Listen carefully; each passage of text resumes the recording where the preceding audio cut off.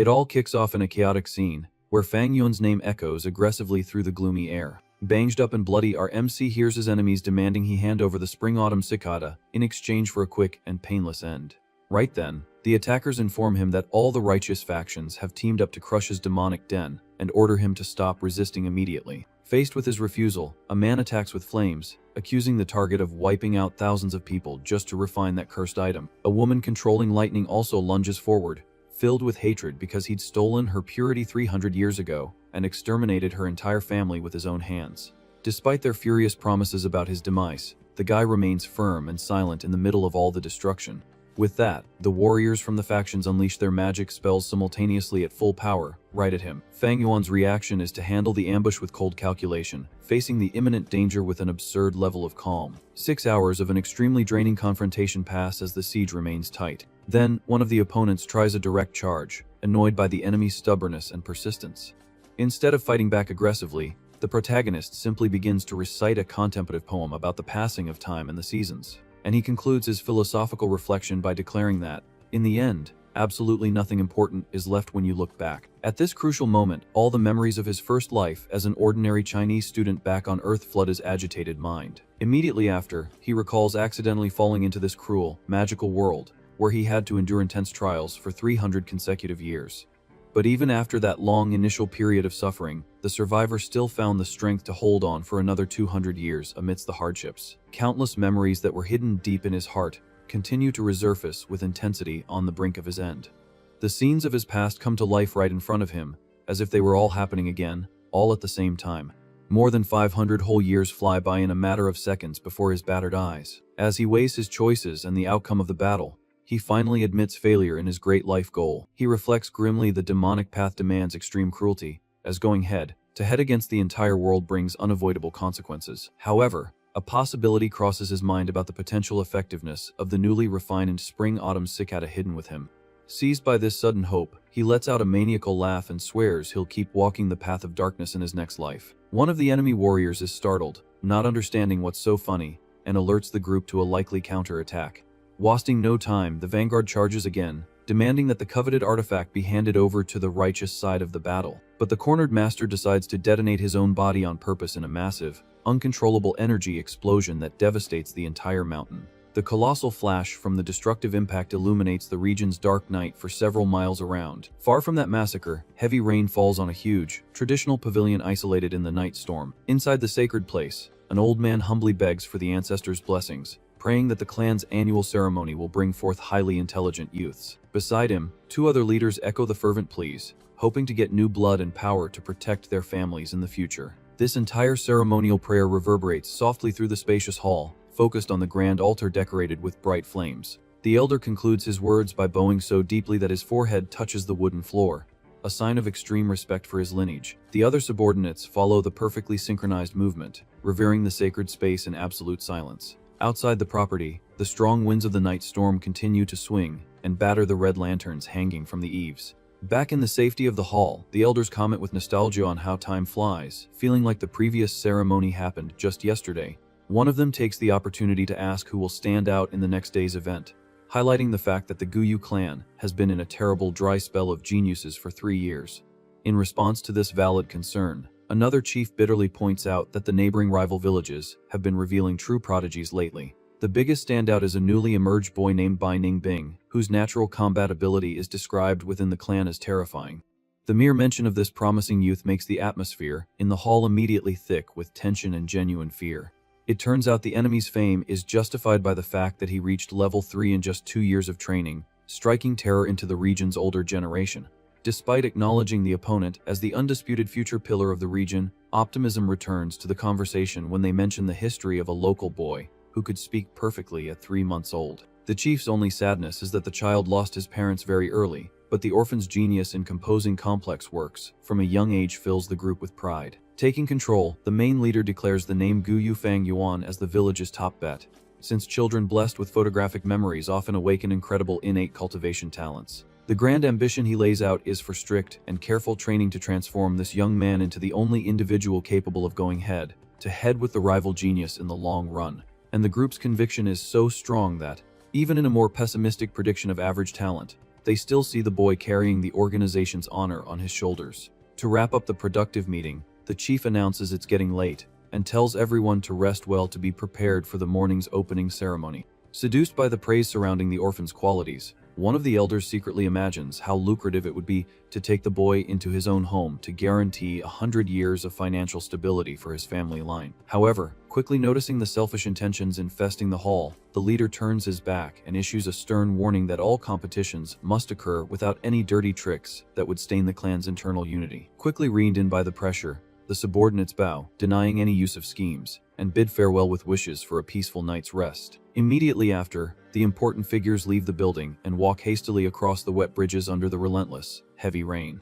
The old man is left alone in the silent room, staring at his own reflection in the mirror with the absolute conviction that the clan will be saved from ruin. Far away, the huge community of small, sloped roof houses remains completely dark under the violent crashing of thunder. The peace is suddenly shattered as the protagonist wakes up disoriented in the dark, stunned as he processes the absurd realization that he's gone back 500 years into his own past. With wide eyes, his hands touch his own skin, confirming without a doubt that his final act of desperation resulted in a genuine miracle of rebirth in the old village. The initial shock gives way to the memory of the ancient mythical descriptions of the cicada, and its position of extreme power as the seventh of the 10 supreme existences of reality. The raw sensation of clenching his small fists helps his mind grasp the immense weight of keeping 5 centuries of knowledge perfectly intact in his memory.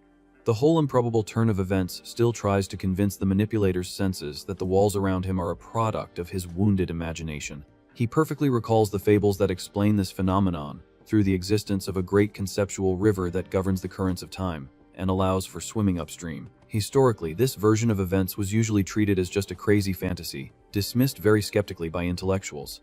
The main barrier to proving the rumors was always the artifact's usage toll, which demands nothing less than the complete evaporation of the life and energy of whoever tries to activate it. And since the outcome is completely dark and grim for the now gone activator, any attempt would seem irrational, but the former sovereign understands immediately that his insanity came at a very cheap price. Standing in the dimly lit room, the former villain admits to a giant dose of frustration as he weighs all the time and carnage wasted in the first timeline. His past actions included inhuman bloodbaths and catastrophic provocations against thousands of victims who were taken out only to make the creation of the small, miraculous item possible.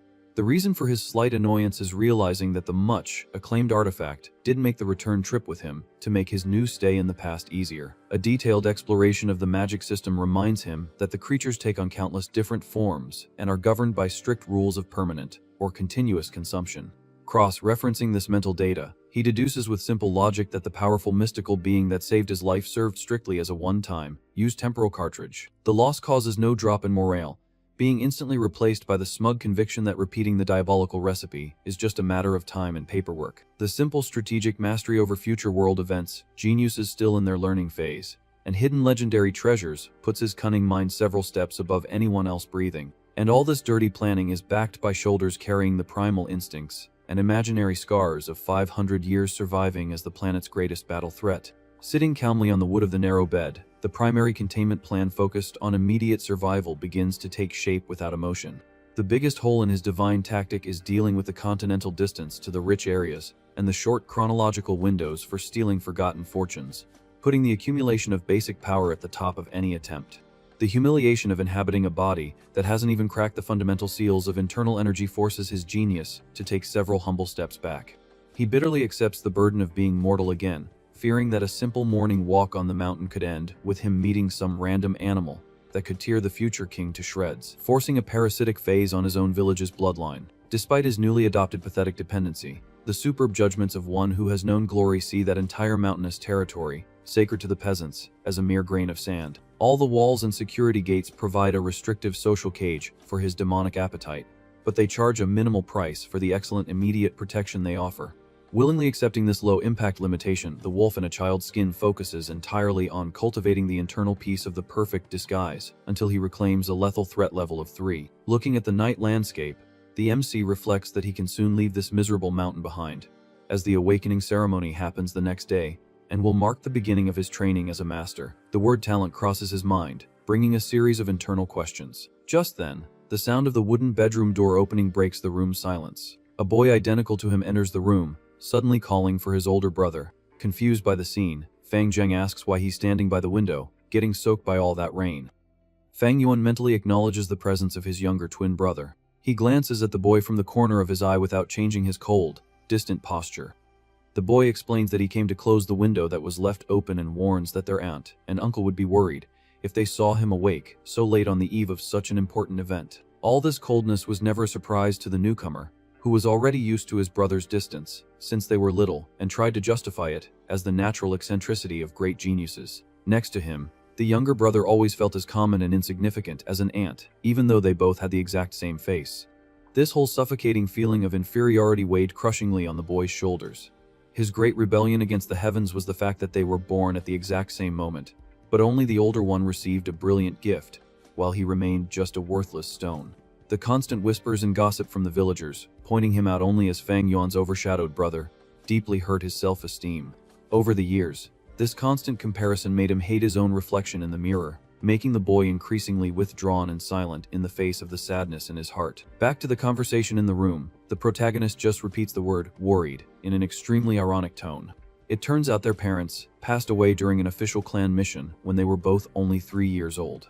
Using the excuse of a family upbringing, their aunt and uncle took the orphan nephews in under their own roof. However, the couple's true intention was to subject the children to harsh treatment, while stealing and enjoying all the inheritance left by the deceased. To survive this difficult life, Fang Yuan was forced to abandon the idea of hiding his abilities, and revealed some talents that were nothing more than the famous poems from Earth stored in his mature soul. This small sample of intelligence was enough to attract the village's attention, requiring him to adopt a cold demeanor to handle the continuous pressure and ensuring much better treatment from his aunt and uncle over time. But the truth is, this was never more than a simple financial investment for the couple, something his innocent younger brother never realized while secretly accumulating blind resentments. As soon as Fang Zheng's top-tier talent was finally revealed, the boy began to dedicate much of his time to trying to put the protagonist down. Fate played a very cruel game with the twins, giving the reincarnated one only a lower rank aptitude. From that decisive moment on, the treatment between the two completely reversed, turning the decade's genius into a humiliated failure, while the forgotten one became the new promising star. The general feeling was like watching the younger brother ascend to the heavens like a mighty dragon while the older one plummeted to the earth like a wounded bird. During his past life, he truly felt a burning hatred for all this injustice. However, carrying such a futile resentment completely lost its meaning after accumulating 500 years of intense trials. With this new, mature perspective, he can finally understand the petty actions of his brother, his selfish aunt and uncle, and even the mortal enemies he would face centuries later. The natural principle of the strong devouring the weak was always the only absolute rule that governed that chaotic world from top to bottom. In a setting filled with endless wars and bloodshed, human ambition grabbing any available opportunity becomes the most understandable thing of all. The only unshakable certainty left in his mind is the decision to coldly take out anyone who dares to block his grand path against the entire world. The demonic path he has chosen requires full acceptance of a dark, solitary journey paved with the demise of thousands of enemies. Focusing back on his younger brother's presence at the bedroom door, he ends the conversation by telling the boy to leave immediately. The boy lowers his head, slightly embarrassed by the rude order and lack of affection. That penetrating and frightening look from his older brother caused a terrible discomfort, giving him the unsettling feeling of being completely exposed in the middle of a freezing snowstorm. It was as if no lie, plan, or secret could be hidden from that suffocating and intimidating presence. Accepting the silent dismissal, he says goodbye, wishing him a good day for tomorrow's ceremony, and closes the wooden door behind him. Outside the room, Fang Zheng rests his hand on the doorframe with a melancholic and thoughtful air. Then, the boy walks away slowly through the dark corridors of the property, under the constant sound of the heavy rain. Meanwhile, the village's night watchman beats his bamboo tools, breaking the total silence of the early morning streets. The man shouts, announcing it's past 3 in the morning for anyone still awake. The daily warning continues, alerting the secluded residents to be careful about potential fires in the wooden houses. Hours later, the protagonist's dark eyes open calmly in the darkness of his room. He sits up in bed as the day is almost breaking, noticing he only slept for 2 hours due to the intense flow of strategies and memories in his mind. Raising his own hand to his face, he notes the uncomfortable fragility of that youthful body, which hasn't even begun the process of cultivating internal energy. This deep physical realization highlights an extremely irritating fatigue and weakness for someone who once had the world in his hands. However, none of this is capable of shaking or delaying the centuries of ruthless determination that have shaped his soul up to this point. Getting out of bed calmly, he opens the large window of the room to check the weather outside. Extending his free hand outside, he He notes with relief that the spring rain has finally stopped battering the village. At this opportune moment, a servant girl approaches, walking through the courtyard with a basin in her hands, and announces that she has already noticed him moving around. The sweet-looking girl cheerfully says she'll come up to help him get cleaned up for the big event. Entering the room with familiarity, she places the wooden bowl of fresh water on the small table. The boy uses a simple cloth towel to dry his wet face without showing any hurry. Soon after, the maid helps the young master put on his dark tunic, carefully adjusting the fabric around his shoulders. All this physical closeness during the morning service is treated with coldness and total indifference by the manipulator. Casting an analytical glance at the young woman's face, the protagonist knows very well that her innocent beauty hides a cunning spy planted by his aunt. This employee's true personality is completely shallow and heartless, ready to turn against him at the first advantageous opportunity the gods offer. Just then, the younger brother opens a crack in the sliding door, timidly calling for his older brother. But the boy freezes in place as soon as his eyes catch the pretty servant girl tending to the protagonist's clothes, so intimately and closely. Consumed by envy and restrained desire, he imagines how wonderful it would feel to have that same girl waiting for him with such care one day. The bitter frustration grows as he compares his own old and wrinkled servant to the beautiful young woman who attends the room next door every morning. To worsen the common boy's humiliation, the elderly employee was only assigned to him because his own brother had to intercede on his behalf with their aunt and uncle, so he wouldn't be left completely helpless. It turns out Shen Kai's influence goes far beyond aesthetics, as her mother governs all the servants in the house and carries the absolute trust of the masters on her shoulders. Dismissing any additional help with his clothes, the protagonist pushes the employee's hand away and curtly says there's no need to fix anything else. His old memories recall how he fell blindly in love with her charms and even planned to make her his official concubine to elevate the girl's station in life if he achieved the highest graduation. But all that foolish affection turned into countless looks filled with disgust and contempt from the servant herself right after his tragic failure in the aptitude test. Fortunately, that knave boy was crushed by time, and not a single drop of consideration for the spy's ambitions remained. Maintaining his unshakable, apathetic expression, he simply tells the young woman to get out of the room once and for all. Irritated and incredulous at the sudden coldness from someone who had always treated her well, the servant starts to cry crocodile tears and runs out of the place, her pride wounded. The boy watches in absolute silence as she hurries away across the stone pavement of the outer courtyard. Finishing adjusting the guards on his own wrists, he turns his face and asks if his younger brother is ready for their appointment. The boy nods, allowing the protagonist to notice the heavy dark circles under his eyes and understand that these sleepless nights of anxiety had gone completely unnoticed in the past life. In any case, his pragmatic mind quickly concludes that these small family details no longer make the slightest difference to his grand goal of absolute power. The two brothers finally leave the safety of the property and walk toward the clan's huge central square, leading a line of hopeful youths under the morning light. Their arrival immediately stirs the villagers, who whisper in admiration, confirming the identity of the famous poet genius who always wears a face empty of any worldly emotion. It all starts with the crowd gossiping while Fang Yuan observes the commotion, noting that this is the perfect example of how exceptional talent attracts envy early on. Right behind, people comment that it's no surprise he's treated coldly after announcing his C grade, pointing at Fang Zheng and thinking the boy is weak compared to his brother. Already imagining the pitiful score he'll get on the test. The sun begins to set behind the sharp mountains that surround the region. Just then, the protagonist gives a quick glance from the corner of his eye. His hand begins to tremble slightly before clenching tightly in a sudden movement. Shen Qi's eyes widen, visibly frightened by the situation. With his back turned, the wind blows through Fang Yuan's hair as his heart races. In his mind, he feels like he's drowning in a sea of deep darkness, desperately trying to reach the surface to survive. Clutching his own chest, the young man tries to calm down and maintain emotional control. He takes a deep breath and regains focus in his gaze. With his mind clear again, he goes back to observing the landscape calmly. Memories of his aunt and uncle surface, recalling how they always planned things behind his back, manipulating everything step by step to plant envy and create a rift between the brothers in his past life. Back then, his lack of experience blinded him to many things, and since his brother was very naive and foolish, his uncle's plan ended up working. However, now carrying knowledge and perception that rival immortals, he assesses that with the ceremony approaching so quickly, it might be difficult to change the scenario immediately. Even so, using his demonic methods and wisdom, he concludes it's not impossible to reverse everything, being able to completely suppress his younger brother and turn the servant girl into a concubine right from the get-go. As for his aunt and uncle, and even the clan elders, the protagonist guarantees he has at least hundreds of different ways to defeat them. Resting his hand on his face, he admits he's simply not in the mood to make all that tiring effort. Shattering the importance of these people in his mind, he decides he can discard his own brother at any moment, that the pretty servant girl is worthless without loyalty, and that there's no reason to waste energy on fleeting figures like his relatives or the village leaders. Walking in a relaxed manner, he makes it clear that as long as they don't get in his way, they can all disappear, as he doesn't need to care about any of them.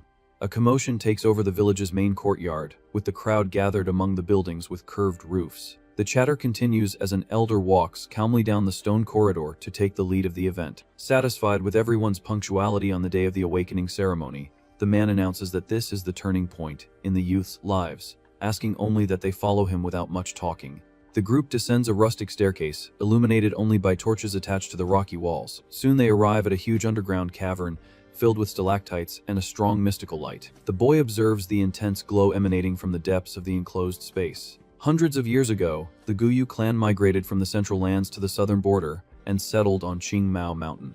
It was exactly at this time that the ancestors discovered a spiritual spring hidden in this gigantic cavern. This spring has the ability to produce an absurd amount of primeval stones for the people. With the whole group gathered before the glistening water, it's clear that this place is the true foundation of the entire village's strength. The river's surface shines a deep blue, reflecting the pure energy of the untouched environment. An entire bank covered in small, glowing flowers surrounds the calm waters of the spring. Known as the moonlight orchid, this delicate plant serves as food for various types of gyu. Assessing the situation carefully, Fang Yuan knows that this sea of flowers is, in fact, the greatest cultivation medium of the entire local clan. Some youths in the crowd are amazed by the view, excitedly commenting on how beautiful the plants are. The elder prepares his notebook and tells them to pay attention when they are called, explaining that they must cross the water to the opposite bank. Pointing the way with his writing brush, he instructs them to walk as far as they can, as the farther they get, the better the final result will be. The boys confirm in unison that they understood the test rules very well. One of the boys clenches his fists, aware that the distance walk defines one's talent, remembering his father's words about how a good score could change his entire life and lift his family out of poverty. The silence is broken when the leader calls for Guyu Chenbo, making the boy stammer nervously as his heart pounds in his chest. Wasting no time, he steps into the shallow, illuminated water to begin the dreaded crossing. His wet feet touch the opposite bank, sinking slightly into the ground covered with blue orchids. The candidate advances through the sea of shining flowers, feeling the invisible weight of the test oppressing his body. Thick drops of sweat run down his face as the tension increases with each slow movement. He manages to take the first, the second, and then the third dragged step among the magical plants. Trembling from the effort, Chen Bo tries to force himself to keep moving forward, fighting desperately not to give in.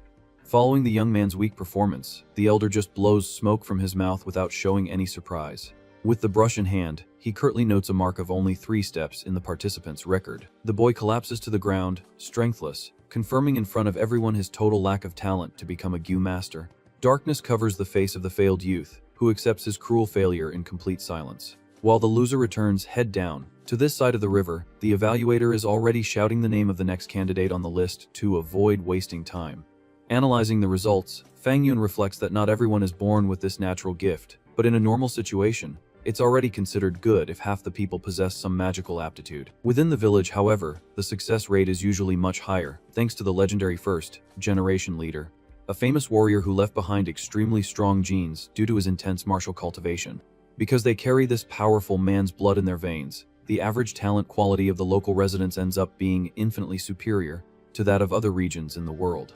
Despite this luxury genetic inheritance, the elder sighs in disappointment as he sees another poor result happening in front of him. Declaring another failure out loud, he calls for Guyu Mobei, who raises his hand full of confidence and energy to present himself for the test. In an impulsive and violent leap, the boy lands heavily on the bank of the flowered field, splashing water and petals everywhere. Without showing any difficulty, he tears past the 10, 20, and 30-step marks, maintaining his always firm posture. Mobei's heavy walk finally stops when he reaches the exact mark of 30, 6 steps carved into the ground. The other participants are jaw-dropped at the distance their peer managed to cover so easily. Very satisfied with the display, the leader praises Mobei's B grade and asks the boy to come closer so he can examine the details of his primeval sea. Placing his hand firmly on the boy's back, the man emits a golden aura to take a close-up internal measurement. Noting the results on the document, the evaluator concludes that Mobei has a primeval sea measuring 6 by 6, authorizing rigorous training for the young man before letting him return to the group.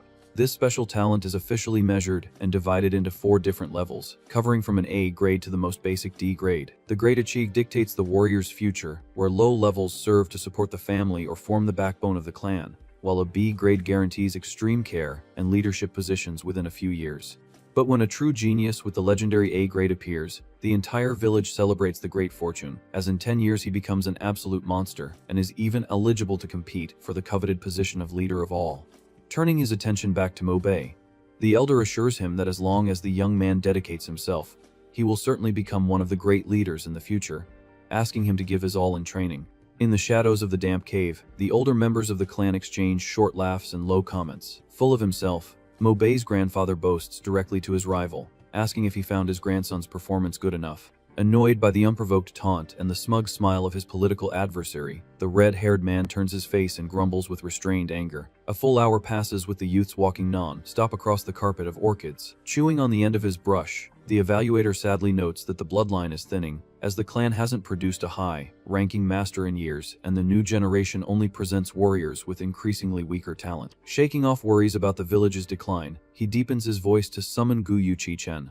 The boy with his hair tied back swallows hard and answers the call, still a bit scared by the pressure of the moment. Forcing his way through the shining sea, the redhead also manages to plant his boots exactly on the difficult mark of 36 steps away. The elder's face lights up completely, surprised and happy to stumble upon another valuable B grade on the same night. The white-haired elder reacts with surprise upon hearing the crowd confirm the mark of 36 steps, but the disbelief soon gives way to a loud laugh from the proud grandfather, who rubs the great achievement in his political rival's face. Observing the scene from afar, Fang Yuan recalls that this boy actually only had C-grade talent, but ended up getting help to fake the ceremony results. He assesses that it would be very easy to use some flawless method to cheat on his own test and get a high grade to secure clan resources. But he simply didn't have time to prepare anything since he was reborn. Besides, the protagonist understands that faking excellent talent now would be useless in the long run, as he wouldn't be able to maintain the required cultivation speed and would be found out anyway. The situation of the young man who was just evaluated is very different, as his grandfather is one of the 2 leaders with the most authority in the village and can easily cover up his grandson's lies. The clash between these 2 influential figures is so great that the man desperately needed a prodigy successor to suppress his opponent, which motivated him to hide the truth from the clan for a long time. Satisfaction fills the manipulator as he remembers that this whole charade was only revealed in his past life because of an unexpected incident. With this, he concludes that exposing the secret now would yield only a miserable reward and attract the hatred of an extremely powerful enemy, where trying any blackmail with his current social status would be a fatal mistake. His strategic thoughts are interrupted when the evaluator shouts Fang Yuan's name loud and clear for the start of the next test. At this decisive moment, the boy recalls the oldest legend of that world, which narrates the formation of the primeval lands infested with beasts known as calamities. In the midst of all this hostile and dangerous nature, the first human in history walked alone, receiving the name Renzu. The enormous, cruel creatures that dominated the environment loved the taste of his flesh and wished to devour this man at all costs. Running to survive, he suffered at the hands of predators because he didn't have a body as hard as rock or sharp teeth to defend himself. Lacking any natural physical advantage, fighting the calamities on equal terms was a practically impossible task for the first human. Trying to drag himself miserably across the ground, his food source was totally unstable, forcing him to hide all day long. The poor man found himself at the lowest rung of the food chain, surviving each second by a true miracle in the darkness. On the verge of absolute despair, 3 small magical beings approached the water and promised to help him overcome those terrible difficulties if they were sustained by his life. With nothing to lose, Renzu agreed to donate his energy to the first spirit, which represented brute strength. The human's body was filled with overwhelming power, allowing him to secure a stable food source, protect himself, and fight relentlessly against the beasts. But the euphoria was short-lived when he realized that strength wouldn't solve everything, ending up defeated when facing an entire group of monsters, which forced him to offer his middle age to the spirit of wisdom. With his mind expanded by the new entity, he learned to think strategically and managed to take down creatures that his brute claws would never be able to defeat. Chewing the flesh of his prey voraciously, the survivor continued to grow while the natural order of things took its toll, making him older and older. Realizing that the human no longer had youth or vitality to offer as payment, strength and wisdom decided to abandon their host very coldly. Completely weak and helpless, he was left alone in the vastness of the cruel wilderness once again. Without his greatest defenses, the old man couldn't outrun the beasts that quickly surrounded him and collapsed to the ground, his heart dominated by dread. Lying down and waiting for his tragic end, the third little creature revealed itself to be the spirit of hope, which was still there, willing to help. The man pulls his hair and shouts that he has nothing of value left, as giving away the little bit of life he has left would result in an immediate end under those claws. However, the mystical entity floats gently and explains that its needs are the smallest of all, asking only that he give it his own heart. Seeing no other way out of his inevitable fate, the human extends his tired hand towards the light and agrees to give up the last thing that belongs to him. A blinding burst of energy sweeps through the darkness of the place as hope manifests with full force, scaring away all the cowardly monsters. Relief dominates the old man's face as he discovers that, in the end, hope was precisely what the calamities feared most in the entire world. From that defining moment on, whenever he faced great difficulties, the man would offer up his own chest to find a way out. Back in the real world, the call echoes through the cavern as the protagonist stands still before all the village youths. Excitement dominates the boy's expression as he finds the whole evaluation situation more and more interesting. He calmly steps into the shallow, shining water of the underground river, beginning his long-awaited aptitude test. The young man walks serenely through the sea of blue orchids, leaving small, twinkling lights to rise with each step he takes on the flowered ground. The magical plants react to the gentle touch of his boots, accumulating a mystical energy that slowly begins to envelop him. Focused on his path, he clearly feels the manifestation of the agitated spirits around his feet. A spark of intense light suddenly shoots up, climbing his legs until it concentrates right in the middle of his waist. Observing the initial performance, the evaluator shows pride on his face, aware of the formidable potential of the boy in the water. Behind him, the other chiefs whisper in the dark, commenting that the number of awakened Fae seems much smaller than imagined for a literary prodigy. The clan's main leader furrows his brows with a stern expression, realizing that this display has nothing to do with the sign of a top-tier talent. Completely oblivious to the elder's disappointment, the candidate continues to force his way through the flowered water without showing any emotion in his eyes. Clenching his fist firmly, he mentally calculates his progress and notes that he has just surpassed the mark of 23 steps. With great ease, the protagonist advances straight to the 27th step, causing a huge burst of light to shine around his body. The sound of his own racing heartbeat reverberates strongly in his head during the entire intense awakening process. Feeling the internal pressure increase absurdly, he concentrates his attention on the profound transformation occurring right below his chest. The small sparks of energy finally condense into a luminous sphere, completing the objective of the magical crossing. Staring calmly at the newly formed source, he knows perfectly well that this small core is the key to the true immortality he so desperately seeks. The young man analyzes his own mystical aperture in his abdomen, observing how it carries a completely mysterious and abnormal essence. Although this structure pulses within his physical organism, it never mixes with or interferes with the functioning of his real organs. That hidden space is vast yet incredibly compact, housing a pure primeval sea supported by a thin, luminous membrane that prevents total collapse. However, the euphoria of possessing the sea is met with the sad limitation that the waters only fill 44% of the container, confirming the boy's dreaded mediocre grade. With this foundation established, blocking the access of more external energies, the orphan formally assumes the position of level 1 on the path of cultivation. Standing in the middle of the flowers, he recalls the cruelty of the previous life, where he couldn't take even one more step forward after this exact mark. Shocked by the sudden halt in the Great Prospects Walk, the evaluator lowers his notebook, unable to believe the miserable sight he is witnessing.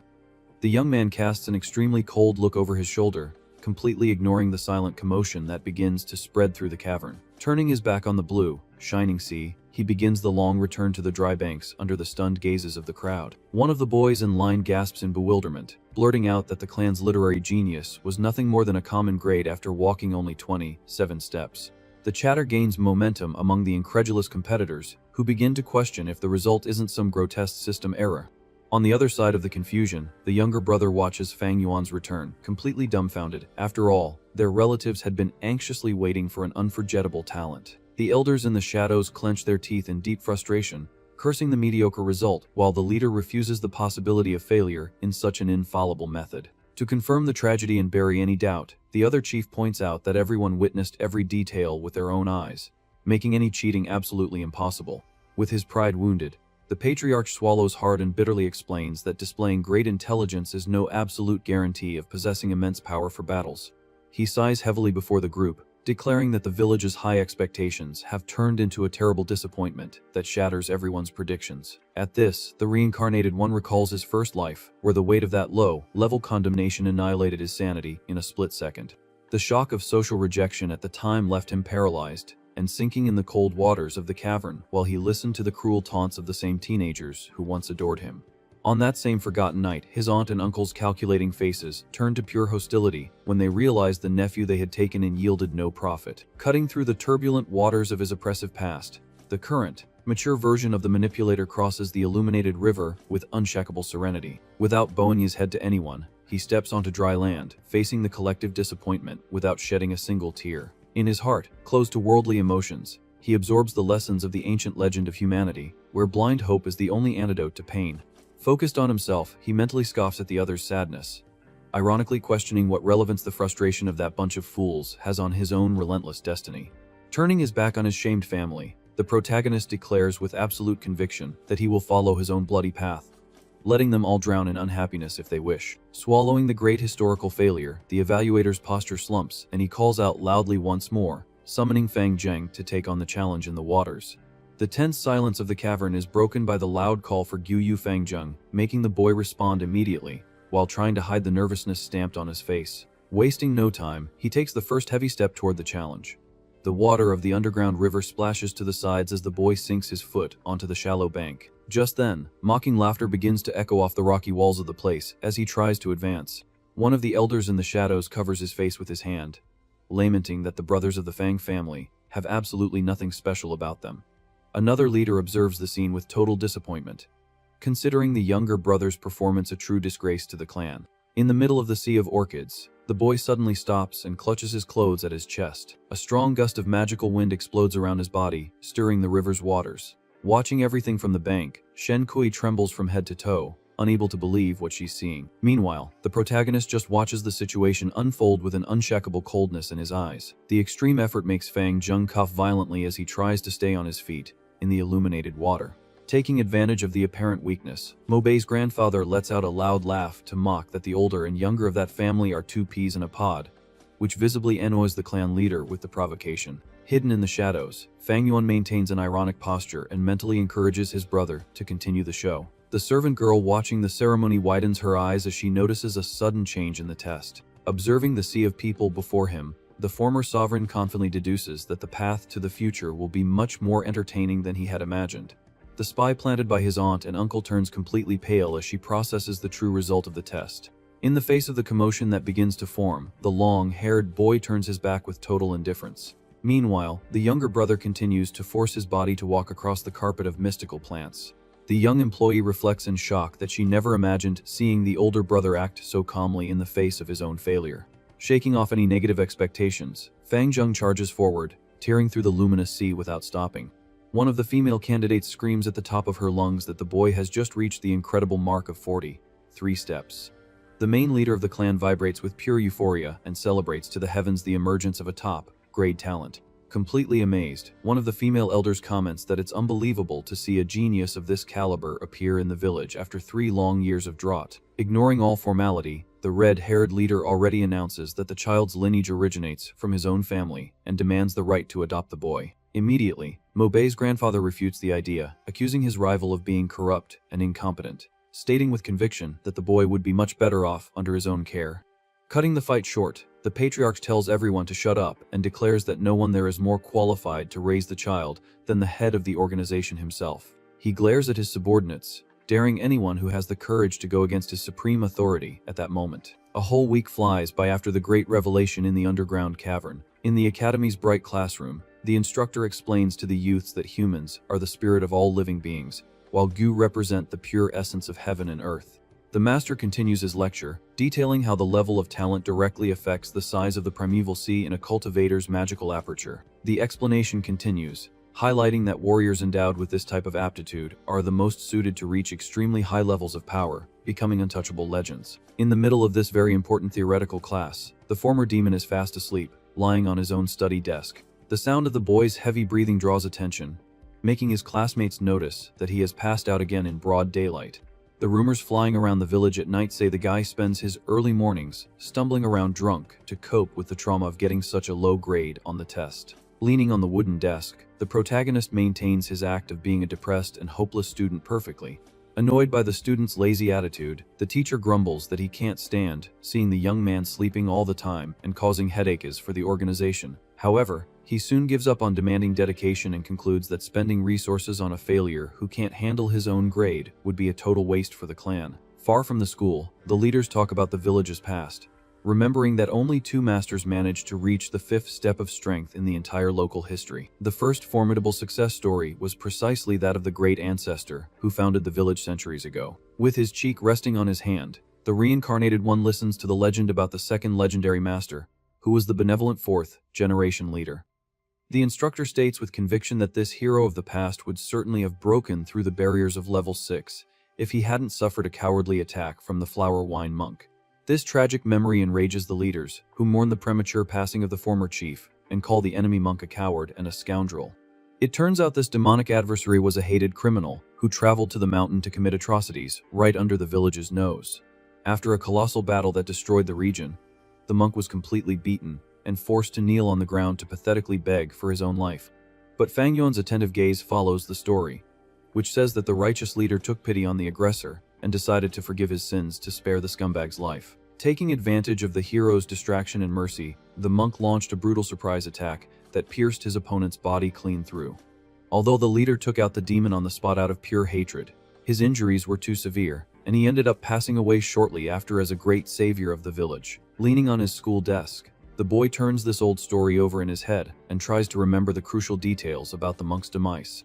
He stretches lazily in his chair, frustrated that he can't seem to find the secret inheritance hidden by this villain in the region. His memory of his first life recalls a clan warrior whose heart was broken about 2 months after this same period, who then got wasted on the streets. The strong smell of liquor ended up attracting a small liquor worm to the man's body, passed out on the ground.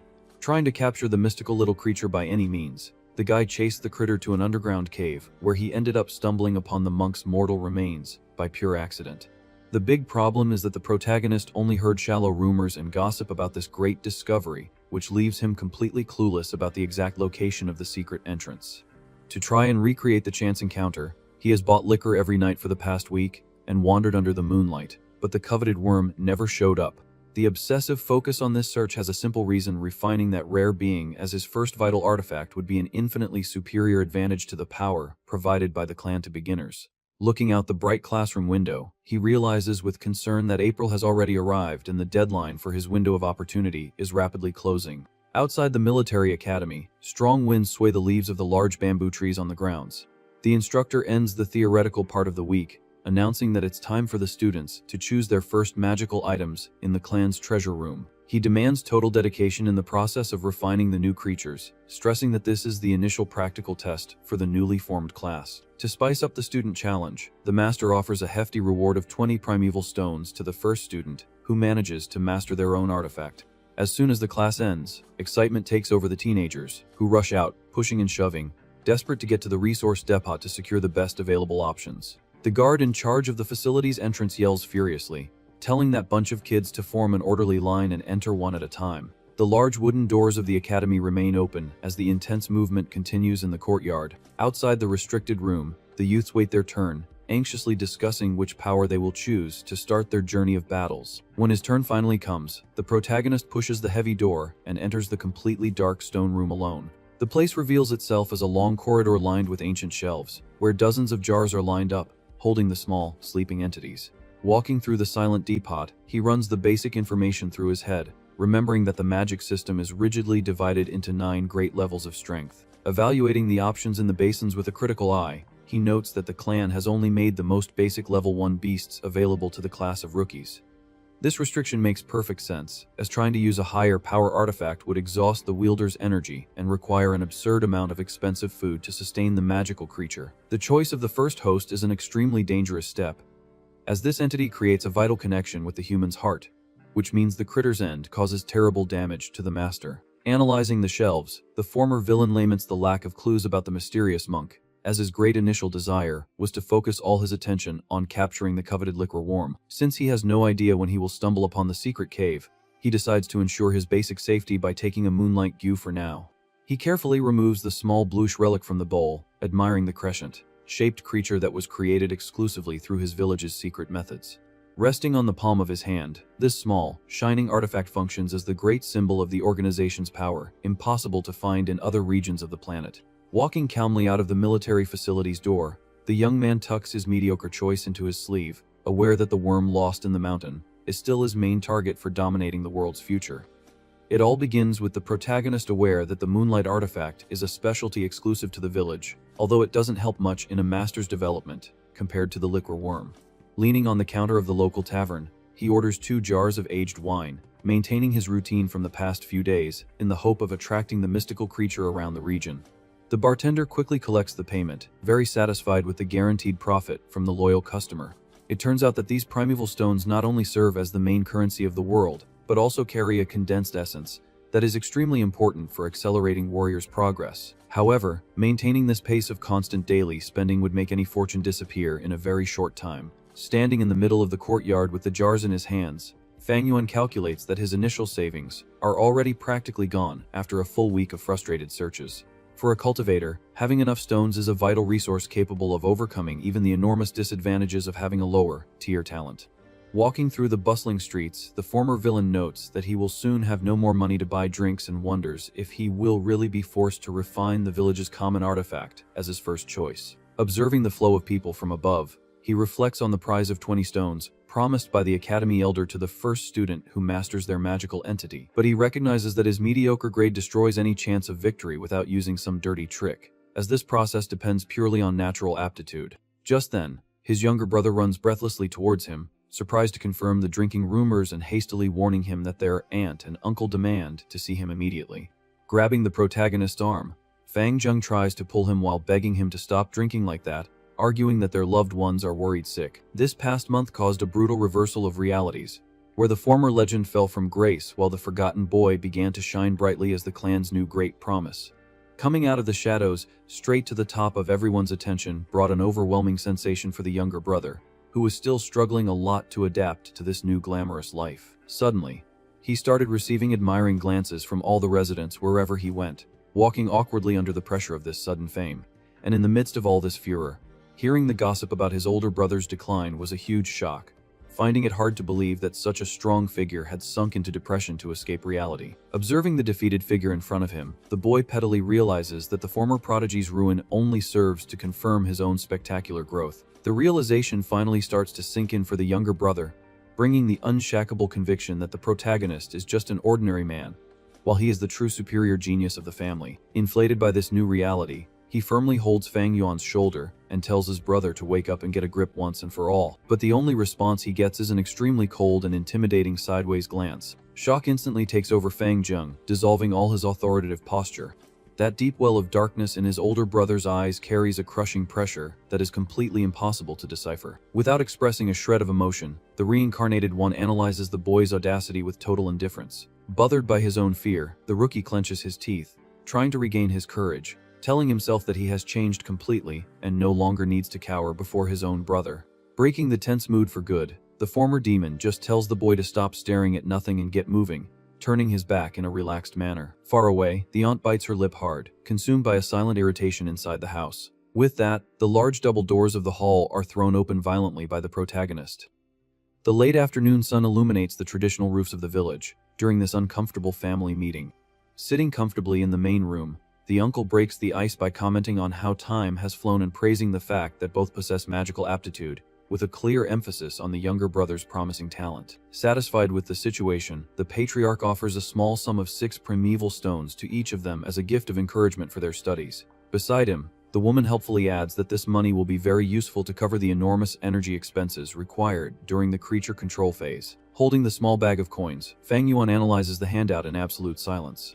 On the contrary, Fang Zheng receives the gift with a radiant face, deeply thanking them for all the financial help at such a critical moment in his training. In a gesture of extreme reverence, the boy kneels on the floor and swears that the great gratitude for the impeccable upbringing he received will be forever engraved in his heart.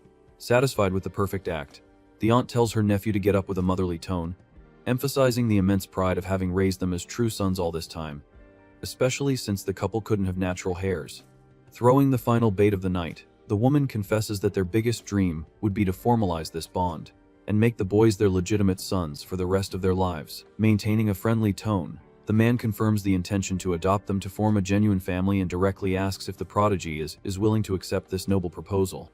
The young man's eyes shine instantly, visibly moved by the possibility of finally belonging to a structured home. With his voice choked with emotion, he reveals that he has felt an immense void and a painful desire for a family since the tragic day he lost his biological parents. The woman closes her eyes, relieved at how easy the ploy was, and affectionately asks the good boy to stop using the term want an uncle, once and for all. Without a second's hesitation, the newly adopted son calls them Mom and Dad, with pure joy drawing warm and satisfied reactions from the funnies. Wiping away fake tears, the matriarch feigns deep emotion, declaring that all the hard effort of raising them for the past decade was worth it in the end. With the first phase of the strategic plan complete, the head of the house directs the same irresistible offer to his older nephew. But the protagonist just shakes his head, rejecting the union in a cold and carefree manner. The talented boy is outraged by the sudden refusal, calling out to his brother, not understanding this rebellious attitude at all. Quickly shifting to a stern posture, the man accepts the harsh decision and warns that he will use the N's upcoming 15th birthday to force him into independence. Handing over 200 stones as a final large financial support before the veiled expulsion, the younger brother's eyes widen, impressed by the absurd amount of money offered to his brother so suddenly. Showing total coldness to the stage drama, the reincarnated one formally bids farewell to his aunt and uncle and announces he will leave if the main business is resolved. Desperate about the impulsive decision, the newly adopted son tries to intervene, asking his new parents to guide the older boy to think more clearly. But the patriarch calms him down quite cynically, assuring him that matters like this can't be forced, and that he is more than satisfied to have a genius prodigy as a son. Ending the small meeting in the main room, the leader orders the servants to take very good care of the new young master, allowing the young man to leave in peace. Later that same night, the husband watches the storm from the dark window and confesses to his wife that the cursed nephew seems to have seen through their scheme, as the village laws guarantee that the firstborn inherits the entire fortune at 16 years of age. Before the illuminated altar, it's clear that the billion-dollar inheritance held under the excuse of raising them doesn't even come close to the measly 200 stones used as hush money. The malicious strategy was quite simple. If the young man had willingly accepted the adoption, he would have automatically lost all his inheritance rights, and forcing premature independence would also leave him without the protection of the clan's rules. Very worried about the legal loophole, the woman is thankful they managed to fool the more valuable twin but questions what they will do next year if the troublemaker decides to seek independence through legal means and demand the money. Adopting a very dark posture, the man guarantees he will drag the insolent trash to ruin by forcing a shameful expulsion from the family before the deadline, which would nullify all blood rights to the great treasure. Already lying in bed in the shadows of the room, the woman points out a major flaw in the idea, reminding him that the boy is extremely cunning and would hardly make a mistake serious enough to justify banishment. The man's face darkens into a frightening expression as he mocks his wife's slowness, wickedly stating that they can frame him themselves without leaving a trace. While this filthy conspiracy unfolds across the property, the protagonist hears light knocks on the door of his isolated room. Outside, the spy servant sweetly announces that the hot bath water is perfectly prepared for young Master Fang Zheng. Noticing the intentional or unintentional mix-up of identities, Fang Yuan simply maintains his usual cynical demeanor and allows the employee to enter in the dark. Her light steps enter the room as she greets her target in a very restrained and respectful manner. Holding a heavy basin full of towels and water, Shen Kuei lowers her gaze, trying to display an innocence she doesn't possess. A greedy ambition dominates her thoughts, aware that seducing the clan's prodigy would be her masterstroke to secure a future filled with luxury and power. The sound of the torrential rain floods the isolated village as the peasants rest safely under the midnight storm. It's been 3 long days and nights that water has been falling from the skies without the slightest sign of a break for the mountain. On the night the storm began to form, the protagonist was wandering the outskirts, carrying his usual jars of wine among the damp stones. Although he didn't care about the cold in his soaked clothes, the big problem with the downpour was that the water completely washed away the smell of alcohol, which was essential to attract his target. Crouched among the wet rocks, he concluded that forcing an irrational search in the middle of that flood would end up raising too much suspicion about his alcoholic disguise. Treating the risks with great maturity, the manipulator retreated from the territory, knowing that only a complete moron treats the people around him as idiots who are easy to deceive. Back in the safety of his home, he accepts that he won't be able to capture the liquor worm anytime soon, and decides to focus his initial energies on refining the moonlight goo for lack of a better option. With his back to the door, the young man remains static on the floor to begin his intense cultivation work with the backup artifact secured from the academy. Focused on his own internal development, he is not shaken by life's delays, knowing that storms arise from nowhere and fate changes plans in the blink of an eye. As the mediocre capacity of his primeval sea floats in his mind, He reflects that demanding a perfect path of glory without bumps in that unjust world would be a bad joke. This whole magical process requires the continuous consumption of the human's valuable internal essence to force total submission over the will of the small entity. Standing freely on the palm of his hand, the small blue emblem carries the unbreakable laws of nature that now need to be mastered through brute force. Fang Yuan is in the process of refining his moonlight goo, but the creature resists strongly, causing his control to drop to 44%. 3 minutes pass, and his progress plummets to a measly 2%. Forcing the connection, he manages to recover 10% of the bar after 10 minutes of continuous effort. Just then, the small moon-shaped artifact shines intensely, refusing to yield. The magical beast's persistent resistance throws his control back to square one, wearing the young man out. 30 long minutes are left behind in this intense mental struggle. Even with strategic breaks, the bright blue entity doesn't stop fighting against the refinement. Observing the creature float in his hand, the boy concludes how complicated it is to tame a gyu. He calculates that at this aggressive pace, the creature will consume all his primeval essence in 6 hours, resetting his progress to 0. Sitting in the dark room, the cultivator compares this ordeal to a battle of attrition between two armies, lamenting that he has already spent 3/4 of his energy to dominate only half of the beast. To secure his own gains without giving the target a chance to recover, the warrior needs to constantly replenish his internal chi. After all, this forced control serves as a rigorous test of skill, demanding patience to endure the long battles for the submission of mystical power. There are only 2 ways to replenish what has been spent, the first being natural recovery over time. The second method involves absorbing energy directly from a stone, but his sad C-grade aptitude soon hits the maximum storage limit in less than half an hour. Staring at the valuable rock between his fingers, the manipulator admits he would never have a chance to win the Academy's tournament competing against the wealth of the leaders, whose resources far surpass his last 6 pieces. Therefore, the former lord decides to redirect his forces to finding the liquor worm instead of the moon creature. But a small sound from the window breaks the silence and catches the reincarnated one's attention. He gets up and realizes that the long storm outside has finally let up after 3 whole days of rain. Immediately after, knocks on the wooden door announce the arrival of an unknown visitor on the sly. Shenkui identifies herself and says she brought food and a hot drink to soothe the young master's heart. With entry granted, the employee carries the meal box into the room with a very submissive posture.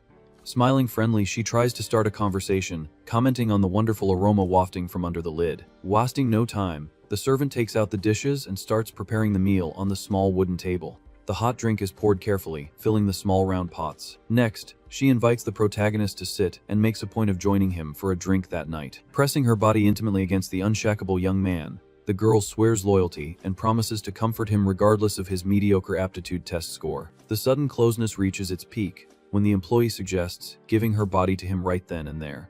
Extending her delicate hand, one of the cups is offered directly to the boy without ceremony. Leaning comfortably against the backrest, the spy tips her own cup seductively to try and capture his attention. However, her gaze can't hide the true intentions behind the whole forced performance. Fang Yuan doesn't back down a single inch and stares at the young spy just a few steps away without changing his expression. Very directly and harshly, he questions how long the girl will continue this useless act under his roof. The surprise sends a chill down the servant's spine, forcing her to swallow hard in the face of failure. She lets out a nervous laugh and plays dumb, pretending not to understand the isolated master's harsh accusations. Tired of the cheap little lies, the reincarnated one acts quickly and grabs the envoy's neck. Frightened and hurt, the employee grabs his hand, demanding he stop this sudden brutality. Pressing the target against the floor structure, the former villain details the scheme orchestrated by his aunt and uncle to use cheap seduction and forge evidence in front of the guests downstairs. The firm grip on her throat tightens as he furiously questions her about what mediocre attraction of her miserable body she thought would work on him. Immobilized on the floor of the dark room, the prey struggles against the crushing suffocation in the gloom.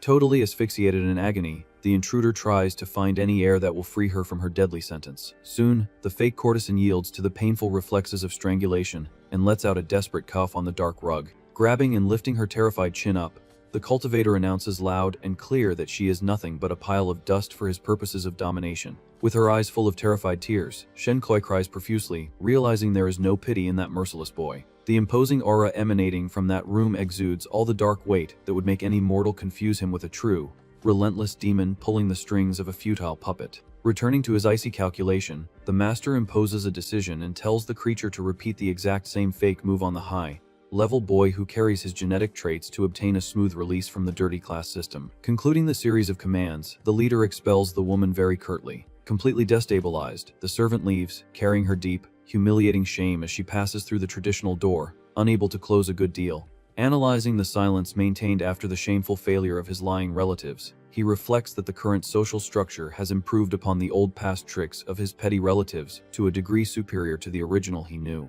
Walking near the property's railings in the cold breeze, the villain makes a mental note to return the perverse favor of the cowardly trap with brutal precision, at the first ideal opportunity guaranteed for their ruin. Descending the steps rhythmically, his head keeps hammering that any subject flees at the roadside while wolves don't think much before causing total destruction ahead. However, jumping blindly into the darkness of the rural region carrying chronic weakness in his soul's aperture condemns him to a fatal disaster in the field without efficient preparations. Later, he visits the tavern and approaches the owner to probe the private options. The chubby innkeeper smiles, guaranteeing excellent rooms on the upper floor with perks like direct delivery from the kitchens to the upper corridors at any time without any delay in one's rest, if desired. Placing his perfectly counted money on the worn-out counter, he cuts the pleasantries, asking for simple food and a lot of local wine, stressing the quick return of any surplus values generated by his routine daily consumption for himself. Right there near the street, happy for the certain influx of capital into his aged hands at the end of the afternoon, the clerk pulls the plate, questioning in which of the facilities he prefers to receive the banquet he just contracted in the short monetary agreement made earlier over the 2 jars of full-bodied liquid and the complete tableware requested there.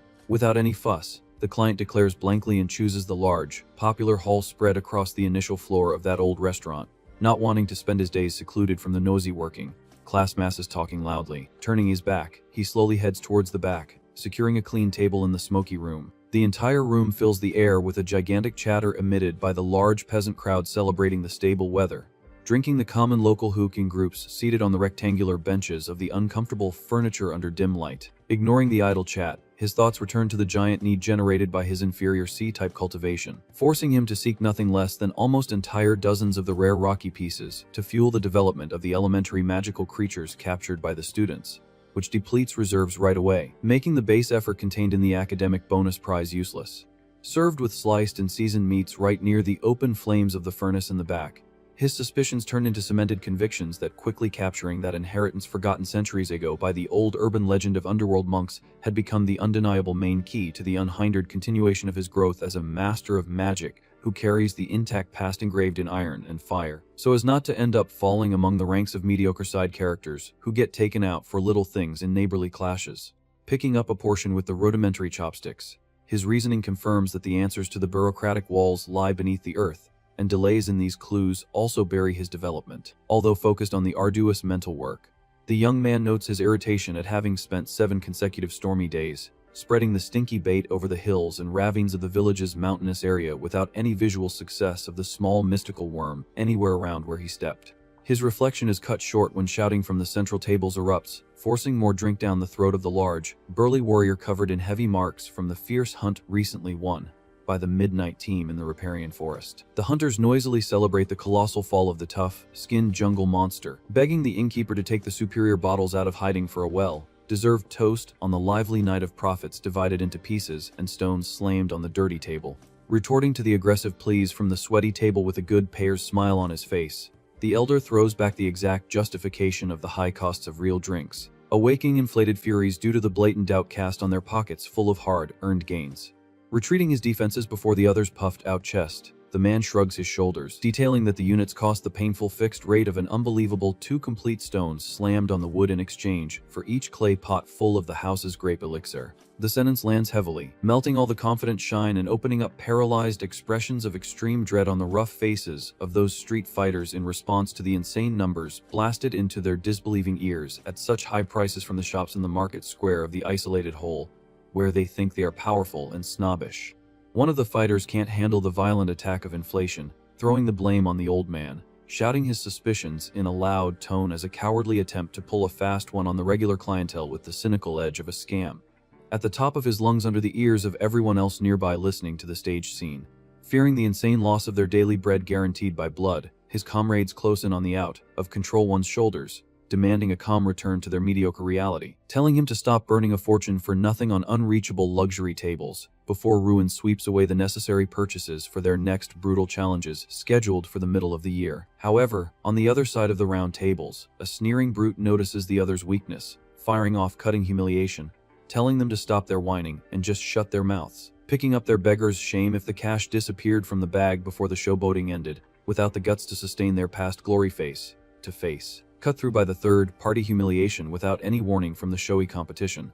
The main subject immediately explodes, shouting for the most precious unit, emptying his primitive sack to shatter the forced shame of the entire team with an absurd expense in the stuffy room, ordering the expensive relics on the counter to be dusted off urgently, smiling at the useless, inflated folly of the fragile ego. The owner caters to the idiocy and quickly leaves for the pantries with hot promises of the guaranteed treasure coming and going. Then one of them slams a stopper jar hard on the table, causing a silence. Opening the cork in the hall, mystical vapor fills the air, permeating every corner with essences and immediately rebuffing the critics. Everyone is sniffing that aroma that made them shut up. Holding the open jar very carefully, the tavern owner guarantees he wasn't exaggerating and that this is the only place in the entire village selling the desired green bamboo wine.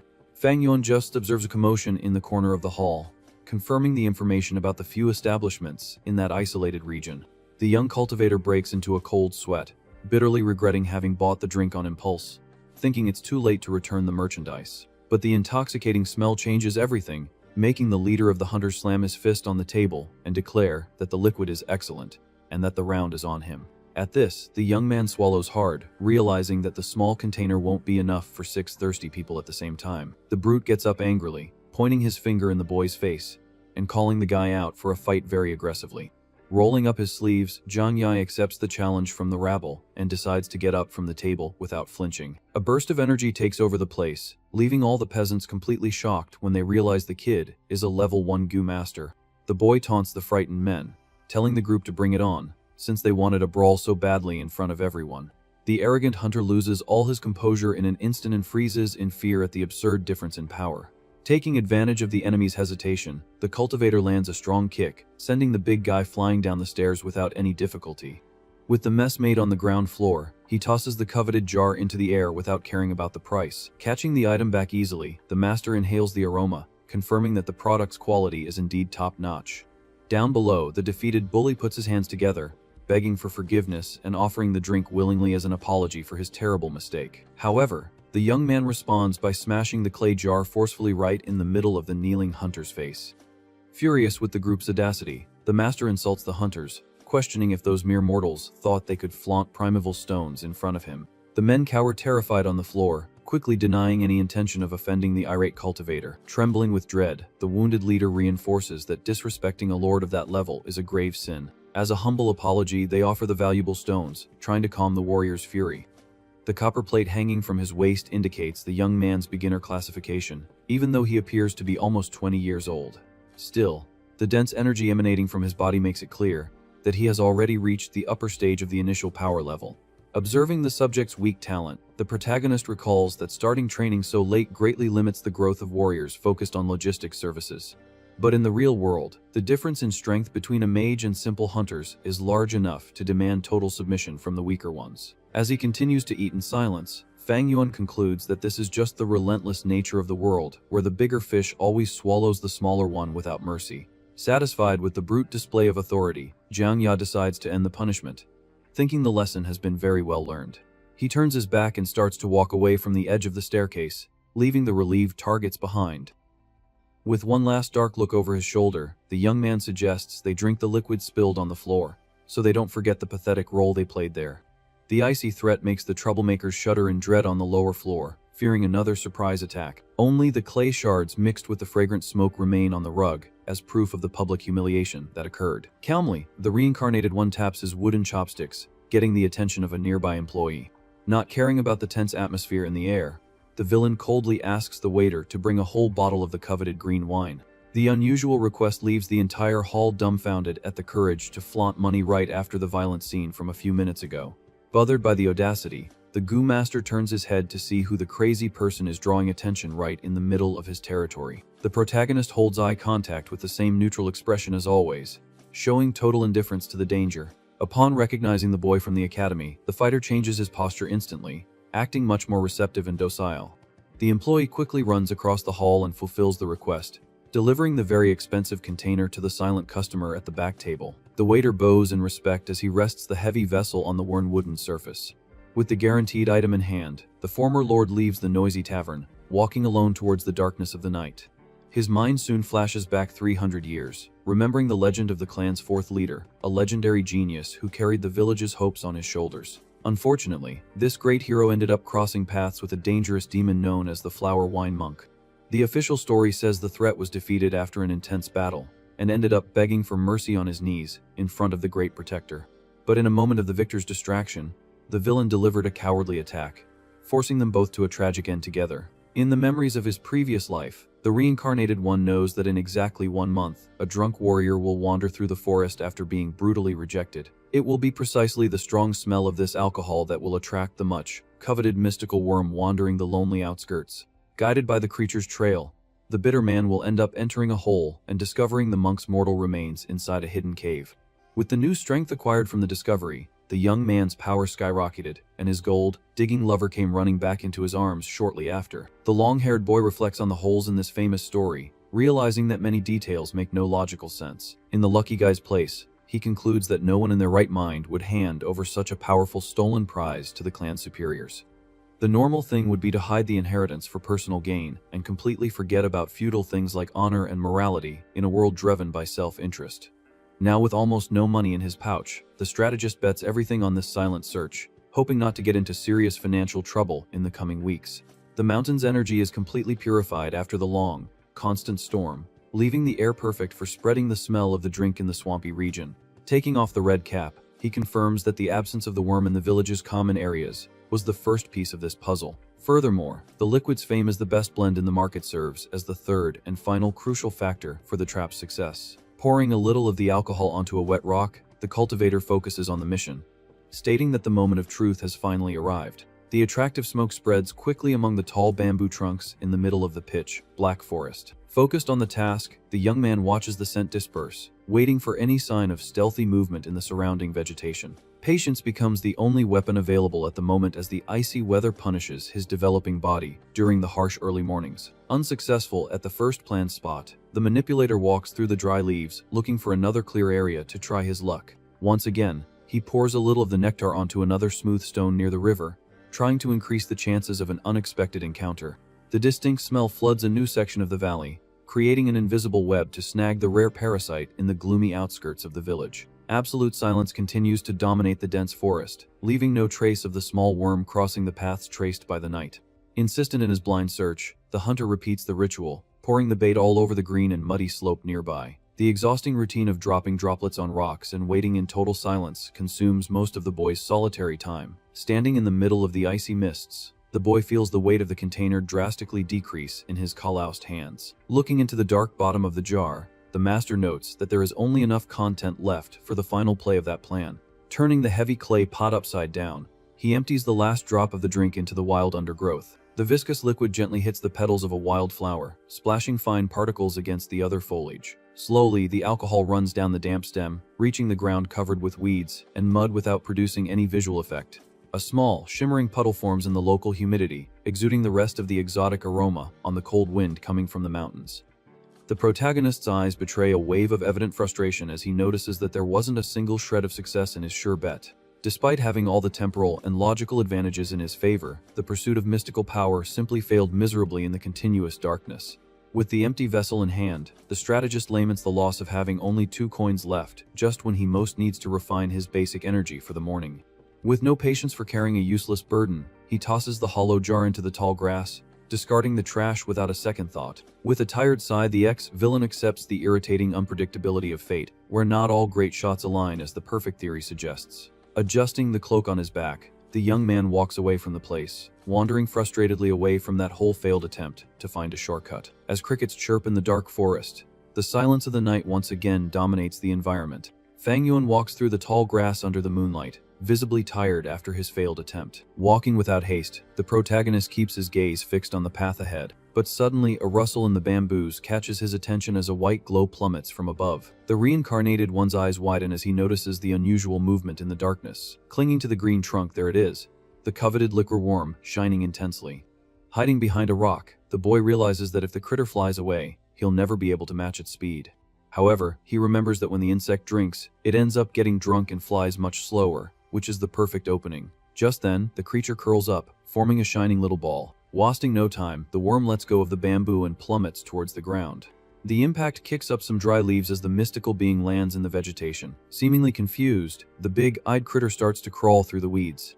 Watching from a distance, the strategist stays hidden in the undergrowth, waiting for the right moment. After a while, the creature finally finds the puddle of wine and gets completely drunk on top of a leaf. Seizing the chance, Fang Yuan slowly pushes the grass aside to get closer. Completely lost, the drunk critter plummets right into the middle of a white flower. The mystical worm's cheeks turn red, barely able to stay steady on the surface. Visibly dizzy, it stumbles from side to side. Trying to take off, the creature's trajectory is warped as it flies completely clumsily. The protagonist just watches the luminous trail move away through the night. Without wasting a second, he charges forward, chasing after the magical light. The frantic chase continues through the dark forest, illuminated only by the moon.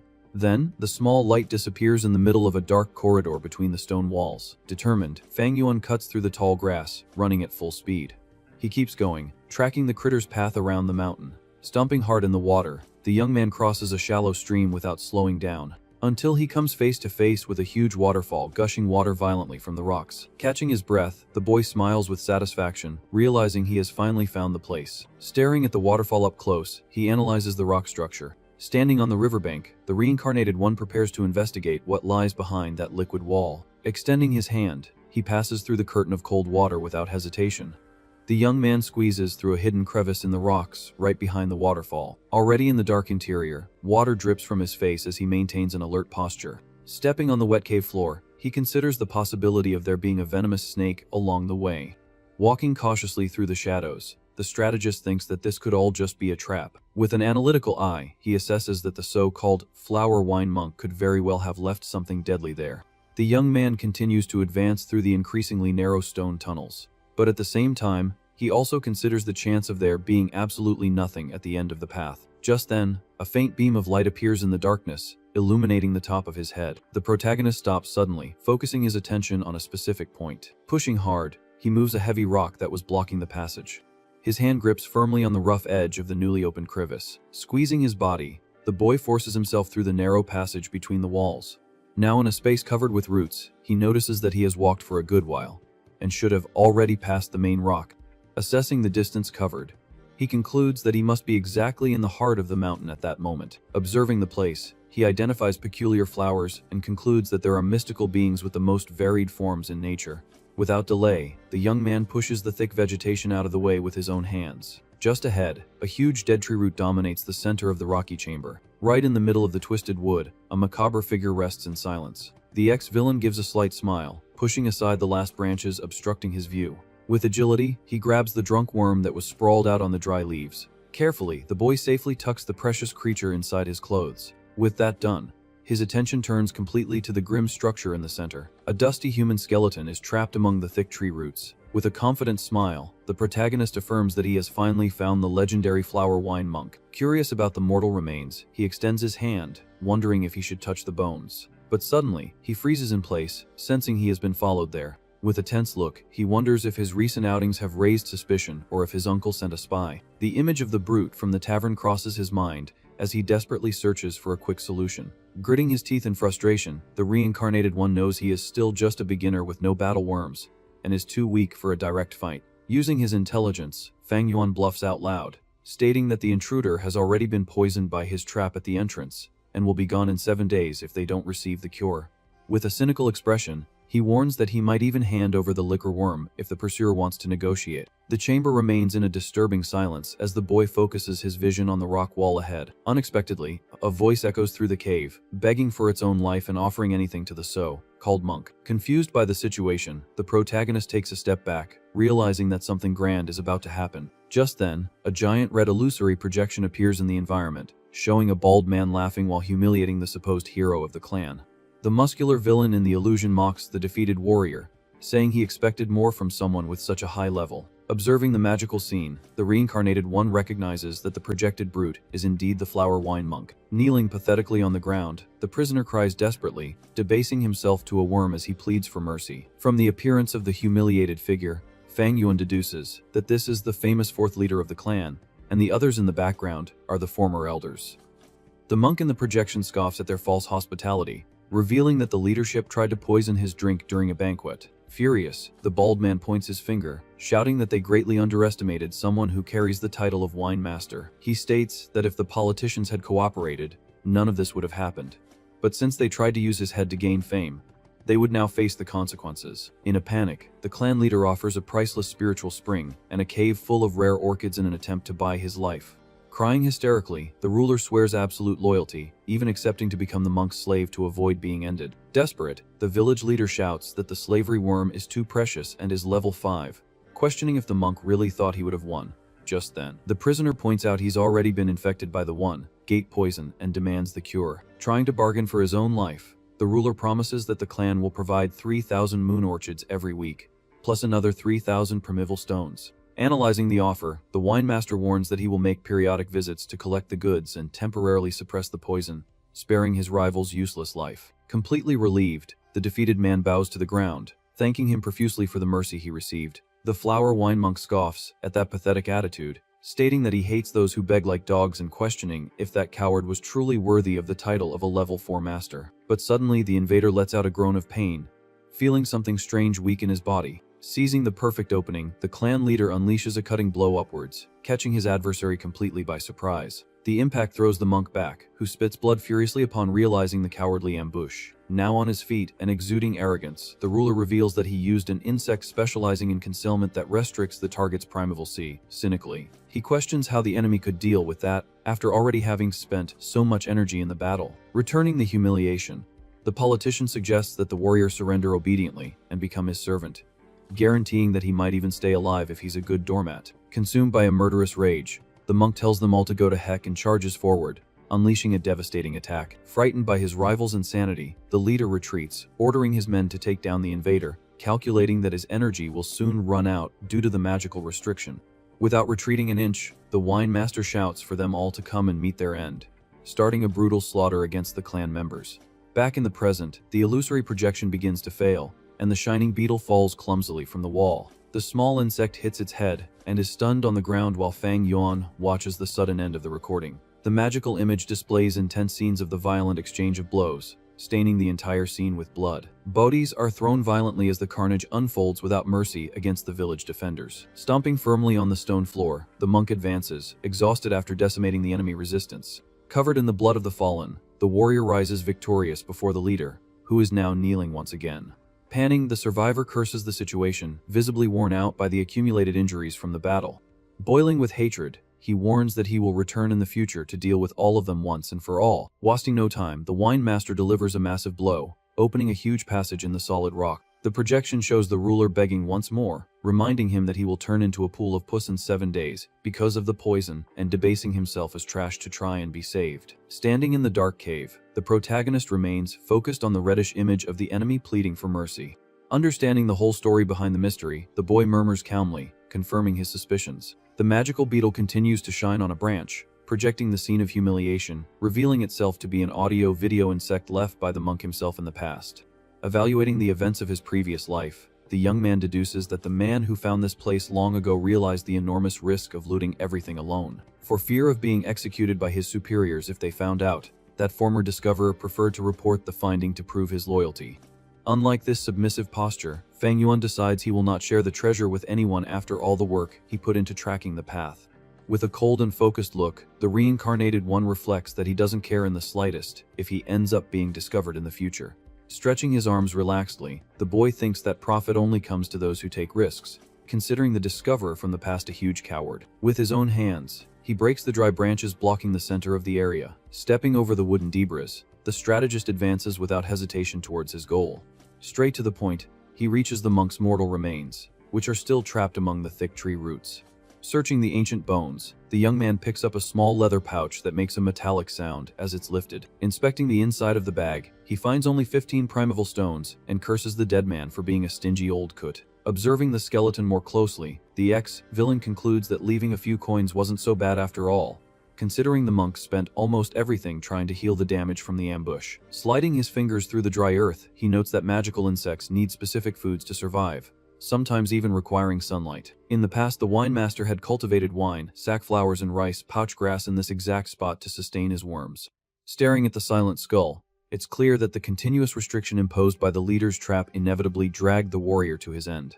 Over the course of 300 years, almost all of the former owner's creatures perished, leaving only the recording beetle and the liquor worm. The small drunk critter survived only because it lost its main food source when the vegetation withered. Forced by hunger, the liquor worm had to venture out of the cave in search of wildflowers in the forest, which ended up attracting the boy. Having fulfilled its sole purpose, the audio beetle finally drops lifelessly, revealing itself to be a one-time use item. Assessing the profits of the exploration, the protagonist perfectly understands his predecessor's choice. After all, the financial reward there was too small to justify betraying the clan. Recalling his old memories, the protagonist knows that the past invader was already at level 3, which made the modest liquor worm practically useless to him. Pondering the available options, the young man analytically wonders if he should also report everything to the village leaders. The raw, unvarnished truth is that the real treasure of that cave was always the wall, where the recording displayed the humiliation of the former ruler. With his mind working quickly, he realizes that the endlessly repeating image could easily be sold to rival villages. The high command of the neighboring mountains would surely pay a fortune for evidence capable of tarnishing the reputation and causing severe damage to the Guyu clan. Giving a slight smirk, the strategist immediately discards the idea of trusting his family, determined to never again make the naive mistake of depending on other people. Leaving the skeleton behind, the reincarnated one reinforces his philosophy that the only true support in this world is one's own strength. The violent waters continue to cascade from the top of the waterfall, spreading a cold mist through the environment. Now outside, the young man observes the current while reflecting on the false rumors that said the cave was in an underground location. Intrigued by the discrepancy, he questions how the location could be underground when he just came out from inside the mountain wall. Understanding the political manipulation, he deduces that the leadership destroyed the original evidence and spread lies to mislead the residents, which explains why he couldn't find the entrance for 7 days. Walking with firm steps back into the forest, the boy decides that all these past schemes no longer matter. The central objective was successfully secured, and the primeval stones are finally safe in his hands along with the mystical creature. Moving stealthily through the bamboos in the middle of the night, he plans to crash at the inn to focus on taming the insect, which will secure his spot in the academy dorms, so he can keep using the local resources. Calculating his money, the young man recognizes that he can only pay for the room for 1 or 2 more days before going broke. Under the bright light of the crescent moon, Fang Yuan calculates that the 15 newly acquired stones combined with his original 2 result in 17, a miserable amount for a master's needs. Assessing his own body, he laments that his magical aperture is only 44% full due to his limited C-class talent. During the taming process, the energy consumption is violently superior to the natural recovery rate, forcing the desperate use of stones to replenish his reserves. Analyzing the rules of magic, the strategist knows that the weaker a living being's will is, the lower its resistance will be, with a common worm requiring at most 8 coins to be subdued. Completely focused on his new prize, he estimates that taming the liquor creature will cost at least 11 primeval stones, possibly up to 16 in the worst-case scenario. This drunken critter is considerably rarer than the traditional level 1 options, which absurdly increases the difficulty of refinement. Walking through the paved streets of the village, the reincarnated one concludes that the night of training will leave him with only 6 stones left, or almost broke. The young man maintains a serious expression as he walks alone, plotting his next moves in his mind. Firm steps echo on the stone floor, indicating his approach to the resting place. The illuminated inn sign shines invitingly, breaking the darkness of the early morning. Stopping in front of the establishment's main entrance, the protagonist stares at the structure, focused on his immediate task. Without any warning, he knocks hard on the closed double wooden door. An employee answers from inside, complaining loudly about who would be bothering at such an absurd hour. The door creaks as it's unlocked, and the attendant comes face to face with the boy standing in an imposing posture in the shadows. Changing his attitude in the blink of an eye, the man fawns over the young lord with a nervous smile, obediently asking if he wants the kitchen to prepare a late-night meal. Refusing the previous offer, Fang Yuan says he doesn't need it, and just tells the employee to prepare some hot water for him to wash up.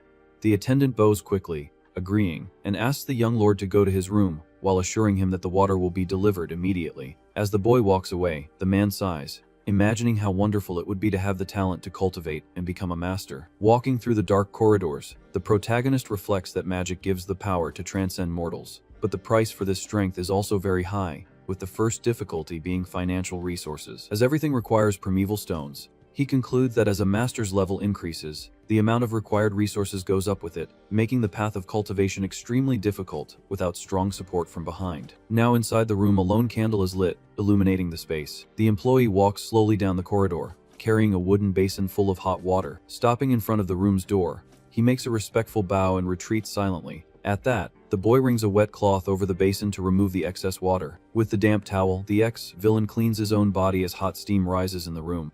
Relaxing against the bed, he finally celebrates the fact that he has gotten his hands on the liquor worm.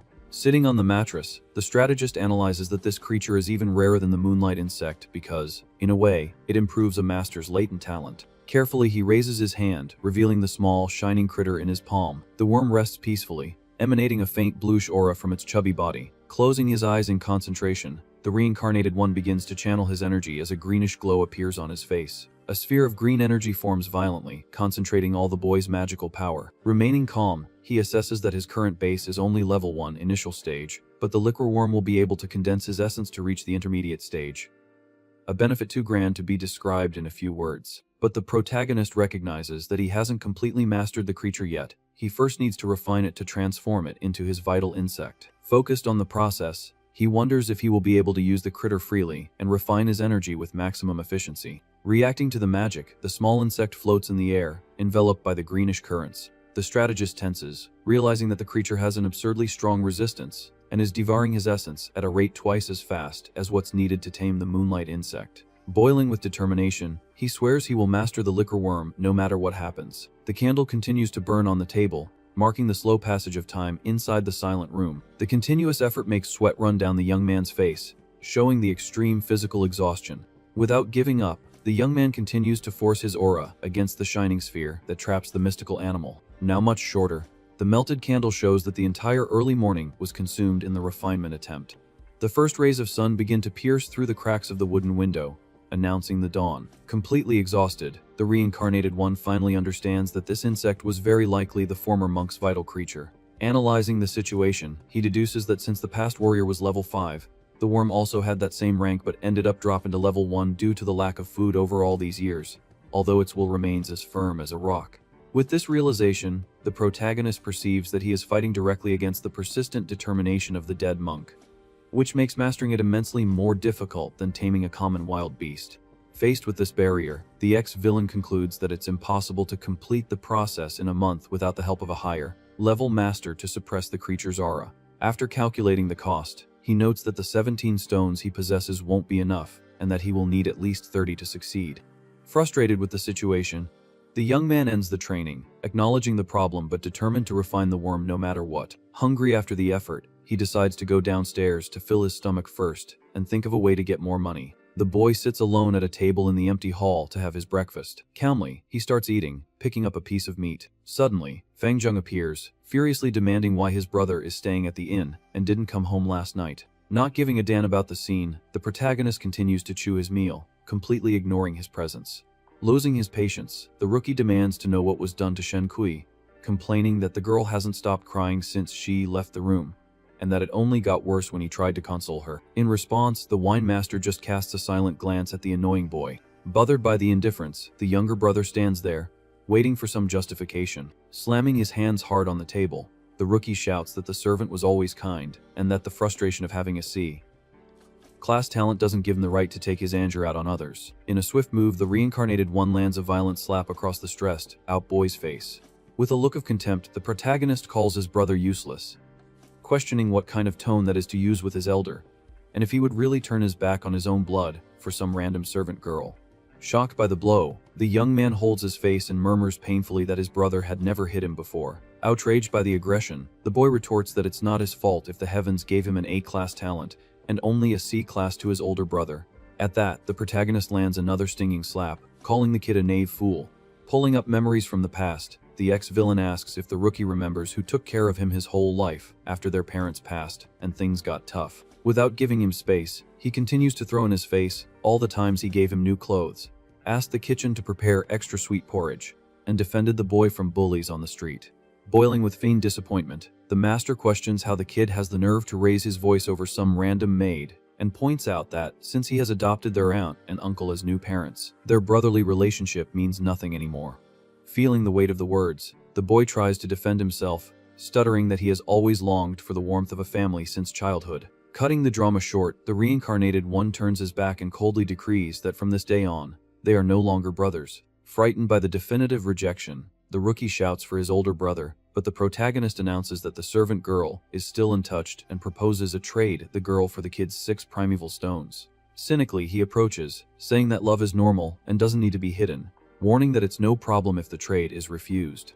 Desperate to close the deal, the boy accepts on the spot and throws the heavy pouch on the table, confirming that those are his last 6 coins. Holding the payment, the strategist knows perfectly well that one of the stones is only half full because the kid spent energy in recent training, also aware that this money came from their thieving aunt and uncle. Satisfied with the profit, he tucks the leather pouch inside his clothes and tells the boy to leave. Hesitantly, the boy tries to call his brother one more time, but the protagonist shoots a murderous threat, telling the trash to disappear from his sight before he changes his mind. Completely terrified by the pressure, the boy turns around and flees, running out the front door. The wooden door creaks as the stunned boy exits onto the street. He lifts his face, feeling the sun on his body after the tense argument. Soon, excitement takes over the boy as he walks along, thrilled at the thought that he can finally take the servant girl as his own.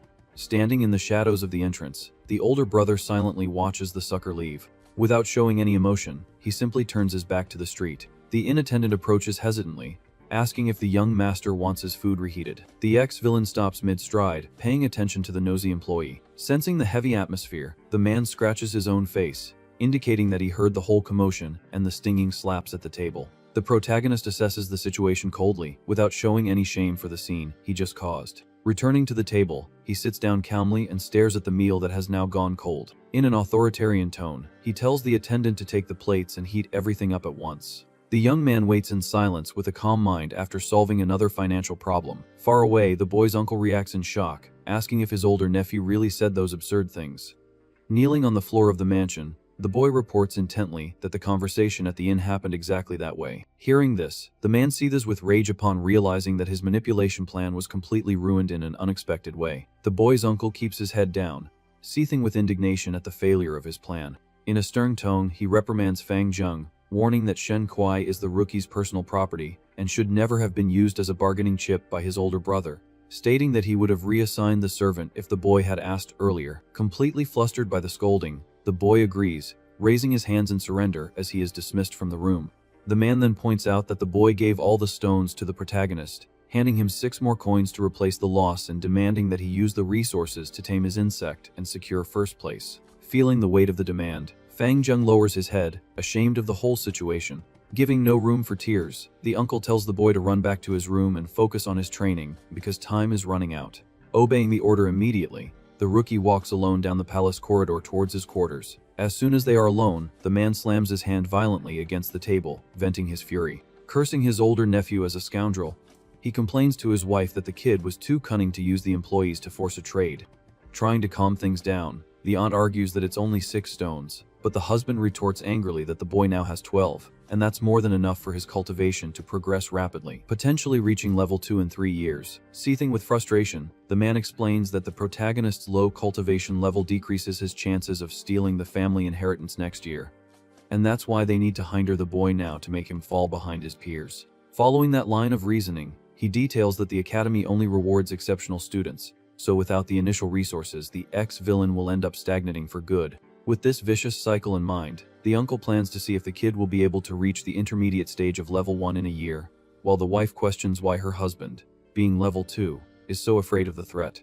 Losing patience with his wife, the man calls her ignorant and asks if a veteran like him should openly suppress the younger ones, slamming the table again as he explains that reclaiming the inheritance is the boy's legitimate right and can therefore only be blocked using the clan's rules. At this, the woman finally understands the plan, and recalls that to take over the head of the house at 16, one must have reached the intermediate stage of level 1.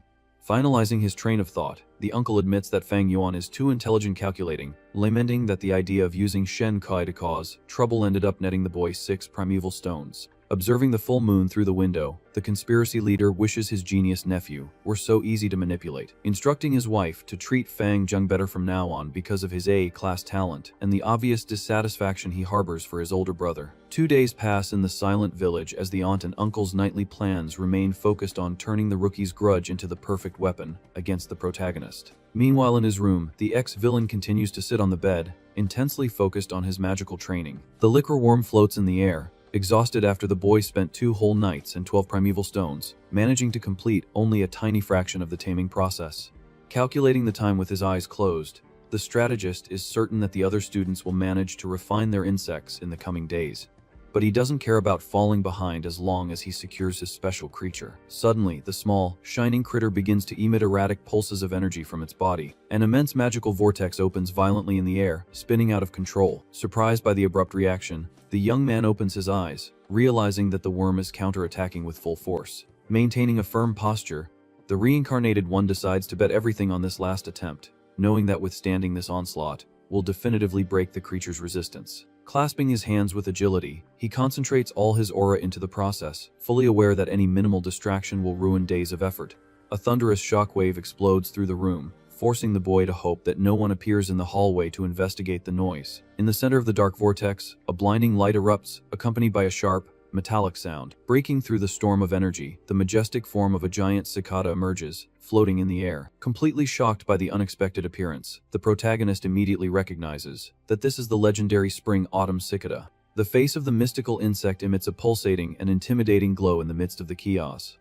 With a powerful beat of its wings, the cicada shoots towards the ceiling, cutting through the magical currents like paper. The young master follows the insect's ascent as the light projects strong shadows in the room. The dark energy continues to spin violently around, forming a dense storm of power. Liquid waves form in the center of the vortex, emitting strange sounds as the pressure increases. A luminous explosion breaks through the dark core, expanding the creature's force in all directions. Facing the magnitude of the magic, the protagonist keeps his eyes locked on the visual spectacle without retreating. The collision of auras creates a chaotic and destructive trail that completely dominates the boy's vision. As the dust settles, he reflects with relief that the miraculous insect was not a one-time use item and had actually returned in time with his soul. This creature was the first level 6 worm the wine master had refined in his previous life after burning through 30 years of unimaginable resources. However, right after completing the refinement in the past, the warriors of the righteous factions sensed the threat and united to execute him. Analyzing his own energy, the reincarnated one concludes that the 500-year journey through time nearly destroyed the insect's life force, leaving it in such a deep sleep within his body that it was impossible to track its presence. Looking at the details of its carapace, it's evident the health of his past life companion remains critical. The sudden awakening only happened because the liquor worm's attack threatened the safety of the boy's body, activating the sleeping cicada's defense instincts. Landing gently on its master's palm, the ancient being shows it is on the brink of demise. It's so weak. With a sigh of relief, the young man mentally thanks his old secret weapon for being so weakened. He assesses that if the cicada were at the peak of its power, the gigantic pressure would instantly explode his fragile level 1 magical aperture. Reviewing his recent choices, the ex-villain remembers that he abandoned the moonlight insect to suffer trying to tame the liquor worm and make it his main creature. But realizing the irony of the situation, the boy notes that he was already carrying a vital insect all along without knowing it. The frightening reality is that the legendary spring-autumn cicada already occupies this prominent position within his body. Sporting a dark aura, the protagonist notes how absurd it is for a mere beginner master to possess control of a sacred level 6 monster. Comparing the options, he recognizes that the drunken critter was an excellent choice, but next to the grandeur of the cicada, it's nothing but useless trash. Letting out a laugh of pure satisfaction, the strategist knows that his true vital insect's ability is rebirth, but activating it in its current state would be suicide for the animal. However, he looks at the liquor worm with a malicious glint, knowing that even wounded, the cicada still maintains its intimidating level 6 aura, which can be used without causing physical damage. Releasing a microscopic fraction of this crushing presence, the ancestral insect emits an imperceptible hum of domination. The small, chubby critter begins to tremble uncontrollably, feeling the weight of a supreme predator in the environment. Taking advantage of the opening caused by the absolute terror, the young man moves his fingers, manipulating his energy currents. The magical waters envelop the terrified worm in a merciless embrace of total domination.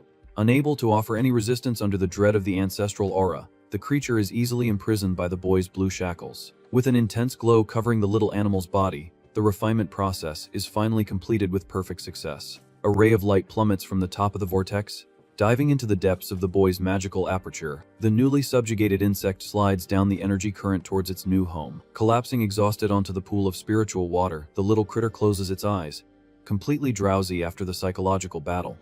With the dominated creature resting peacefully, the protagonist decides he will need to alter all his future plans because of the return of the miraculous cicada. This silent revelation of the ancestral monster has just given him an absurd advantage that he could never have predicted in his original calculations. Determined to test the limits of this power, he pulls out the moonlight insect he had abandoned. The crushing oppression of level 6 breaks through the weak insect's defenses in less than 5 minutes, consuming very little energy, which contrasts absurdly with the several stones and entire days spent in the previous attempt. The young man closes his eyes, feeling the magic of the moon peacefully merge with his mind after its immediate surrender. A pillar of light descends swiftly through the room, striking the reincarnated one's forehead. The mark of a waning moon shines in the center of his face, marking the perfect submission of the basic creature. Full of arrogance, the master recognizes that with the cicada in control, the task of taming smaller insects has become as ridiculous as asking for divine help. Turning his back on the leftovers of the training, he concludes that by using the aura suppression technique, his C-class talent is no longer a problem, as he will no longer have to foolishly burn through primeval stones to overcome the animal's resistance. The nocturnal silence dominates the external view of the houses as the strategist celebrates the twist of fate that has put him back in the running for the Academy's top prize. 15 minutes later, 3 loud and hurried knocks echo on the wooden door of the instructor's dormitory, breaking the clan's silence. Waking up with a start, the elder sits up in bed, grumbling irritably about which lunatic would be knocking on the door in the middle of the night. Kneeling on the wooden floor, the subordinate reports that a student from this year's class has already finished refining the moonlight insect. Remembering that he received orders to report the first name that appeared, regardless of the time, the elder hastily puts on his robe in the room and mutters that it really happened, asking if the winner was the rookie Fang Zheng. At this, the employee agrees, keeping his hands clasped, explaining that he ran there as soon as he heard the news, and that the champion seems to be someone from the Fang family. Upon opening the door, the instructor laughs, deducing it could only be an A-class talent genius given the time it took, pointing out the B-class students would fall behind even if they received primeval stones. The academy corridor remains silent, with lanterns illuminating the path in the middle of the night. Approaching the student by surprise in the hallway, the subordinate is startled, questioning the boy after hearing his name is Fang Yuan, and not his younger brother's. Oblivious to the conversation, the veteran approaches, walking calmly on the rug towards the two. He gets close, full of pride, and praises the boy, thinking it's the rookie, laughing as he extols that he is a true genius, and that the others will never be able to compare to his level. Unfazed, the protagonist informs the superior that he is mistaken, revealing his true identity and pointing out that the praised boy is just his younger brother. The shock of the revelation makes the elder plant his feet on the ground and directly question if he is really Fang Yuan. Receiving a confirmation on the spot, still disbelieving, the man asks if it was really him who mastered the clan's magical creature. Maintaining a serene posture, the reincarnated one simply nods his head in silence. The instructor quickly assesses the situation and concludes that he is then the first-place winner of the entire group. With great coldness, the ex-villain replies that if no one arrived there before him, that seems to be the case. The sun finally illuminates the village mountains as the boy details that he cultivated without rest for the past few days, spending 2 stones and pulling an all-nighter to complete the refinement. Running breathlessly up the stone steps, the rookie repeats in his mind that he has A-class talent and trained too hard for anyone in the clan to be faster. He remains firm on the ascent, remembering the promise he made to his parents that he would never disappoint them. Completely determined, the boy thinks that from this day on, all those who underestimated him, including his older brother, will be forced to admire him. When he arrives at the entrance, one of the employees mistakes him, asking why Fang Yuan has returned, which annoys him, and he questions if his older brother was there just a moment ago. The confusion tries the boy's patience, and he shouts that his name is not that, demanding they stop talking about his brother. Immediately after, he clasps his hands in a formal greeting and introduces himself full of confidence, announcing that he has mastered his vital insect to claim the top prize. The subordinate's eyes widen in complete surprise upon confirming the student's true identity. At this, the man informs him that the boy arrived one step too late, revealing that his older brother showed up in the middle of the night to meet the elder and took the reward away. Completely incredulous, the younger brother loses control, asking how the main prize ended up in the hands of someone with C-class talent. But the employee assures him that the news is serious and argues that they would never joke about such an important academy matter.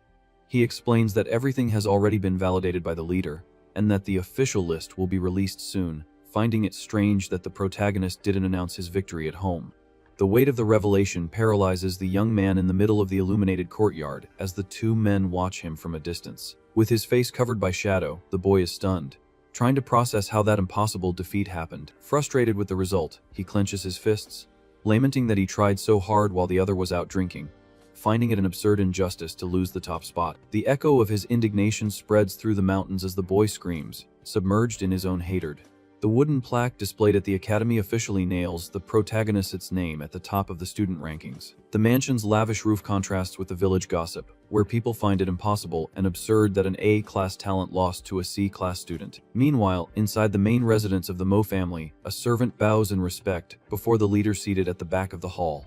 Holding his teacup calmly, the head of the house asks if his grandson has stopped trying to master the moonlight insect. The employee regretfully informs him that the young master lost his motivation upon hearing the test result, as he was shaken to see a superior talent crushed by a C-class. In a stern tone, the patriarch forbids weak excuses, stating that the path of cultivation is full of difficulties and that the ex-villain only won by pure luck. Maintaining a rigid posture, he points out the creature the boy chose had a weak magical will, noting that if his grandson lets himself be defeated by something so silly, he will never be able to lead against the rival family in the future. Far away, the sound of a heavy footstep marks the wooden floor in one of the luxurious rooms of the neighboring house. In the Chi family residence, the heir enters the dark room and makes a respectful bow, greeting his grandfather. Aware of the gossip, the family elder informs the boy that he called him to prevent the news from affecting his performance, reinforcing that the protagonist's victory was because his insect had a much inferior mental defense. He assures him there is no reason to worry and tells his grandson to focus on his financial advantage, promising that the lack of resources will make the C-class master stagnant for good and cease to be a threat in a short time. Excited by the explanation, the boy thanks him for the advice and says he will go back right now to finish his refinement training. Satisfied with the response, the old man promises full support and reveals he will use his own level 3 aura to crush the little animal's magical resistance without anyone knowing. After 10 days of isolated training, the entire class gathers again in the center of the courtyard surrounded by trees. The instructor walks in front of the students and highlights the importance of that creature as an absolute symbol of the clan, asking for the full attention of the majority, who chose it as a battle partner. Raising his open hand, the veteran announces he will demonstrate the classic attack method, warning that even those who chose other insects should watch, because the basics apply to various magics. He guides them step by step, asking everyone to move their energy directly to the center of their palm with the intention of activating the creature. The magic reacts to the flow, generating an intense blue glow in the shape of a crescent moon, accumulated under the man's control. Observing the phenomenon up close, the students are amazed and let out murmurs, praising the illuminated beauty of the technique. In a swift downward motion, the instructor orders the shot, launching the sharp energy through the air. The luminous spell cuts through the distance, flying in a straight line with a powerful bluish trail. The blade strikes the straw dummy dead on, tearing its entire body in half in a single horizontal blow. With the fatal impact, the upper half of the target topples to the ground, causing a dull thud on the stone floor. The group of youths is ecstatic with the incredible demonstration, but in his past life, the protagonist had already reached level 6 on the demonic path, founded gigantic sects, and trained thousands of people. Staring at the scene with absolute boredom, the ex-villain considers the skills of that level 3 instructor to be just the harmless play of an inexperienced child. The elder resumes command of the class, telling all who have already mastered the creature to take a step forward from the line. Spreading the students across the training grounds, he orders each one to take a straw target and practice their throws, releasing the magical blades. The blue glow reappears in the boys' hands as they try to imitate the power accumulation taught by the veteran. A chaotic rain of blades begins to fly across the courtyard as the inexperienced students desperately shoot in all directions. The magics cut through the space in completely random directions, missing the marks by a long shot. Exhausted by the gigantic energy expenditure, one of the boys complains that the attack process is too difficult as sweat runs down his face. The instructor observes the pathetic performance of the class, keeping his hands crossed behind his back in a patient and calculated posture. Several blue blasts continue to fly crookedly, colliding uselessly against the walls with no precision at all. Ignoring the scandalous mess around him, the reincarnated one calmly prepares, accumulating the mystical glow with ease. Right behind, his younger brother watches the protagonist's movement from the corner of his eye, with a bitter expression of rivalry. The spiritual crescent moon condenses perfectly in the ex-villain's palm, marking his absolute control over the energy. In a quick and surgical forward slash, he swings his arm, launching the spell straight into the whirlwind of failed attacks. The attack glides at a frightening speed, dominating its trajectory through the air. The magic strikes the dummy's neck, sinking violently into the firm structure of straw and wood. The torn fibers separate with the impact, revealing the astonishing penetration power of the blade. However, the target is a plant-type parasite insect focused on natural recovery, which immediately activates its healing cords to close the brutal opening. Since the damage didn't split the entire body in half with a single cut, the dummy ties the straw back to normal in an instant, drawing everyone's attention to the brilliant shot that almost destroyed the target. The elder notices the perfect shot and questions if the hit came from the boy facing him, admitting in his thoughts that it was too chaotic to be sure. But the angle could only have come from that direction. Sweating nervously under the instructor's pressure, the lying boy confirms he was the one who cast the spell, stuttering nervously in an attempt to steal someone else's credit. Upon hearing his peer's false confirmation, the young heir of the other family seethes with envy, gritting his teeth and swearing to himself that he will not lose the contest against him. Staring at the protagonist from afar, the younger brother sighs in relief, deducing that he wasn't the author of that perfect throw. In his thoughts, the rookie reaffirms that his older brother only won the previous test by getting lucky with his insect choice, vowing to defeat him soon. Oblivious to the family rivalry, the instructor rests his hand on the lying boy's shoulder and praises his performance, encouraging him to keep striving to master the attack. He then turns to the rest of the class and tells everyone to pay close attention to their homework, announcing he will evaluate the results in 3 days. To motivate the students, the elder promises a reward of 10 primeval stones to whoever has the best performance. The promise of easy money instantly inflames the students, drawing shouts of excitement and uncontrollable greed from the young apprentices. 3 minutes after the exciting announcement, the class comes to an end, and the training courtyard slowly begins to empty. Already feeling the weight of the training, one of the lower talent students grumbles in frustration as sweat drips down his face, complaining that each shot consumes 10% of his magical essence. Another boy agrees in a desperate tone, lamenting that the energy cost is too high for someone with only C-class talent, as his total reserve barely allows him to launch 3 blades before being completely depleted. Observing the complaints from afar, the veteran notes that this is precisely the overwhelming advantage of the clan's geniuses, pointing out that mastering that technique boils down to exhaustive repetition. Reflecting on the cruelty of the system, he understands that the more talented students have gigantic reserves and recover quickly, while the weaker ones can only compensate for this flaw by spending valuable stones. With that, the low-talent broke apprentices are left completely hamstrung, unable to train even if they really want to. The sun begins to set behind the mountains, painting the sky orange, as the instructor sighs in disappointment at the unjust reality of cultivation, deciding that the best thing to do is to focus his attention only on the high-ranking students. Descending the long stone stairs in the middle of the forest, the group of students chats, making plans to go for some wine, while some mention they need to stop by the academy store to buy straw dummies for home practice. Keeping his distance from the noisy group, the ex-villain descends the steps alone and in silence, just listening to the gossip around him. In the late afternoon, a simple wooden sign hanging on the facade indicates the entrance to the Academy's commerce room. The activity around the courtyard remains intense even as night approaches, with several students circulating through the lantern-lit premises. Walking with slow steps, the protagonist finally enters the rustic establishment, approaching the service counter. On the other side of the counter, the veteran employee hears the sound of approaching footsteps, while distractedly rummaging through a bag of supplies. Upon turning and recognizing the customer, the young man adopts a friendly posture and greets the protagonist, calling him Junior. Without showing much emotion, the boy returns the greeting politely, calling the attendant Senior. The wind gently sways the store's sign, marking the calm weather outside the establishment. Grabbing one of the training targets, the seller asks if the freshman came to get a straw dummy, slyly warning that he can hold one for 3 primeval stones. He tries to pressure the sale by claiming that the stock is flying off the shelves, and that soon there will be nothing left. The ex-villain just listens to the seller's pitch in silence, mentally calculating that the actual production cost of that material was no more than 1.5 stones, concluding that the veteran knows very well how to exploit others' desperation. The blatant proposal generates immediate outrage among the other students in the store, who start protesting, demanding that the first-come, first-served rule be respected, not wanting to miss the chance. One of the nervous boys throws 3 stones on the counter and tells the employee to hand over the target right away.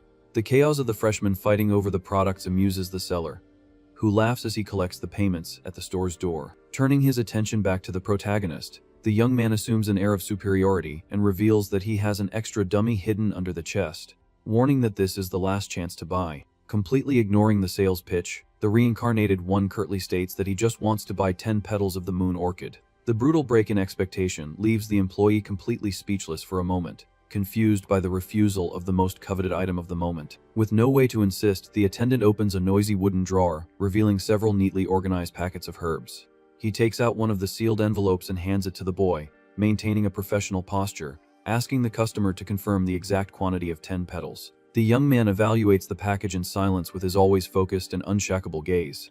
With the transaction finalized, the protagonist turns his back and walks away from the counter with the item in hand, while the deceitful seller celebrates in the background, cheering his easy profit for the day. The cultivation routine demands rigorous care, as all magical insects need to be constantly fed with extremely peculiar diets, like the moonlight creature which requires daily meals based on orchid petals. Meanwhile, the liquor parasite survives only by drinking high-quality wine, consuming an entire jar of green bamboo drink every 4 days to stay healthy. Much more bizarre than the others, the legendary spring-autumn cicada sleeping in his core depends on absorbing the mystical water from the river of time itself to slowly restore its life force. Having a solitary meal at the inn, the boy silently calculates his expenses, remembering that a single primeval stone buys 10 petals, but his attack insect consumes almost half of that every day. Maintaining his cold expression, he concludes that the cost keep his 2 magical partners healthy drains almost his entire precious daily budget. Tapping his fingers on the table impatiently, the reincarnated one reviews his recent profits, adding up the stolen treasure,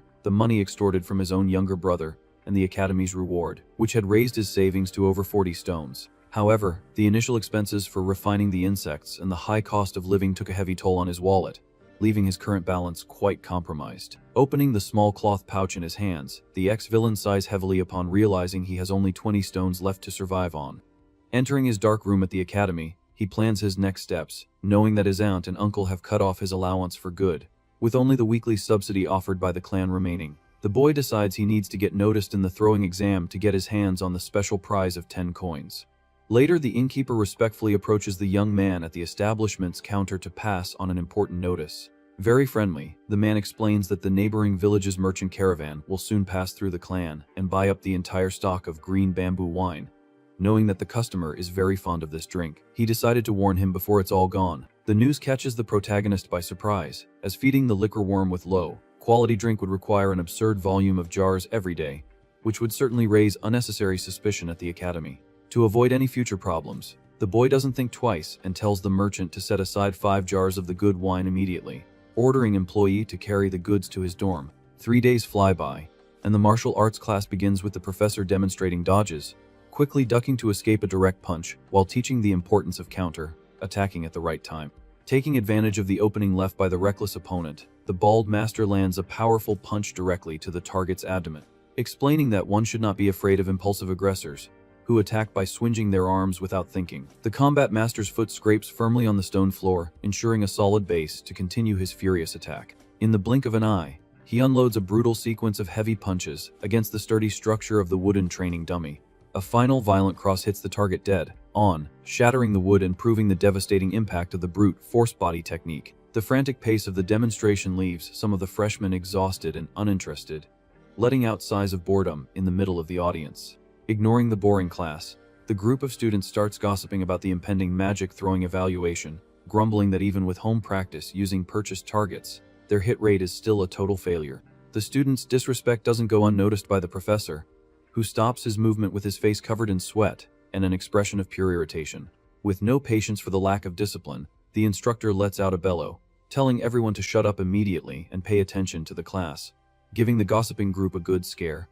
Regaining focus, the bald man positions himself in front of the bleachers and seriously lectures that the fundamentals of martial arts are the most vital thing for the survival of any cultivator at the beginning of their career. Raising his voice to demand respect, he adopts a new combat stance, extending his arm forward and ordering the freshmen to focus their eyes on his movements. Answering the call of the training, a heavy wooden machine slides quickly across the courtyard floor to serve as the new opponent for the demonstration. The veteran faces the giant machine with total coldness, teaching that one should not retreat from larger enemies in a direct confrontation. As soon as the dummy's articulated arm comes down in a crushing blow, the professor quickly jumps to the side, dodging the fatal attack by a hair's breadth. Wasting no time, he charges at the machine's legs, grabbing its base with all his strength, explaining that destroying the aggressor's center of gravity is the smartest strategy to follow. The violent push throws the heavy dummy onto its back on the ground with a thunderous thud, raising a cloud of dust in the courtyard before the attentive eyes of the students. Mounting the fallen structure, the master mercilessly lays down a beating with relentless punches, guaranteeing that any opponent without magical defense would be massacred in an instant under those conditions. Despite the professor's effort, exhaustion takes over the bleachers, and the students start to nod off, leaning on each other, losing focus on the repetitive combat theory. The master notices the general lack of motivation and just laments in his thoughts that all classes are the same, seduced by shiny magics and blind to the vital importance of a well-trained body. Something they will only learn the hard way in the future. Not giving in to the freshman's boredom, he continues to give valuable tips, telling everyone to focus their vision on the opponent's shoulders during a physical fight, as this part of the body always moves before any punch or kick. In the midst of the uninterested crowd, the protagonist observes the master's movements with an analytical eye, recognizing that the veteran's intention is pragmatic, but his lack of teaching skill turns the class into a messy, unfocused affair full of excesses. He knows from personal experience that real confrontations are divided into long and short range, and that close quarters combat is extremely common since the effective power of low-level magics usually doesn't exceed a distance of 10 meters. Thinking completely logically, the ex-villain ponders that a basic attack drains an absurd amount of vital energy, which makes martial arts the only real guarantee of survival when the magic tank runs out in the middle of an ambush. Keeping his knowledge hidden from everyone, the boy reflects, finding it a pity that most of these inexperienced youths will need to take a lot of beatings from real life to finally understand that physical strength is the most reliable weapon of all. With a change of scenery, the elder responsible for magical instruction takes the center of the courtyard and announces that the time for the great evaluation has come, ordering the students to divide into groups of 5 and fire 3 spells each. Under the veteran's command, the blue blasts tear through the air with speed, cutting through the space illuminated by the morning sky. The visual impact of the magic is impressive, but most of the blades miss the target by a wide margin due to the beginner class's poor aim. Evaluating the tragic performance of the first squad, the elder shakes his head negatively, pointing out that the hit rate was a complete disaster, as only 2 managed to fire their spells with even minimal correctness. In a collective scolding, he tells the boys to train twice as hard from now on if they want to have any future, sternly pointing at the students who had the worst performance in the test. Demanding agility in the roll call process, the veteran shouts for the next squad of 5 students to take their shooting positions. Walking with an extremely arrogant posture, the young heir of the Mo family celebrates with self-confidence that his time to shine has finally arrived. With the swagger of someone who has mastered the exercise with his eyes closed, the rich boy steps forward with his left foot, planting his boot on the stone floor, ready to steal the show at the school exam. With a quick movement, the rich young man fires his shining magic at the target. He brings his arm down firmly, guiding the trajectory of his attack. The blade of energy tears through the air at high speed. The blow hits the training dummy square in the chest, kicking up smoke. Watching the scene, the elder praises the young man's good performance. Soon after, Gu Yuqi-cheng steps forward, positioning his feet on the courtyard for his turn. Confidently, he concentrates his magical energy, ready to launch his offensive. The student fires a rapid sequence of luminous blows towards the target. All the blades hit the straw machine's chest, causing a nice impact. At this, the young man gives a slight, completely satisfied smile. The boy casts a provocative glance while his rival colleague just huffs in irritation. It's Gu Yufang-jung's turn to take his testing position before everyone. In the crowd, the students are unsure which of the twin brothers is there, until they conclude it's Fang Zheng, because of the heavy expression on his face. Focused, the young man decides to aim directly at the target's chest, as it's the most guaranteed area to score points. Gathering all his energy, he launches the magic blade with force. The magic violently scrapes against the dummy's shoulder, missing the main target. The near failure leaves the entire class with their mouths wide open in an instant. Analyzing the movement, the elder lets out a murmur, following the boy's performance. Swaying nervously, Fang Zheng breathes a sigh of relief for having escaped a total disaster. Trying to shake off the nervousness, he tells himself to stay focused so he doesn't embarrass himself. With his posture corrected, the student fires 2 more consecutive blades through the air. Seeing the improvement, the professor nods in approval of the hits.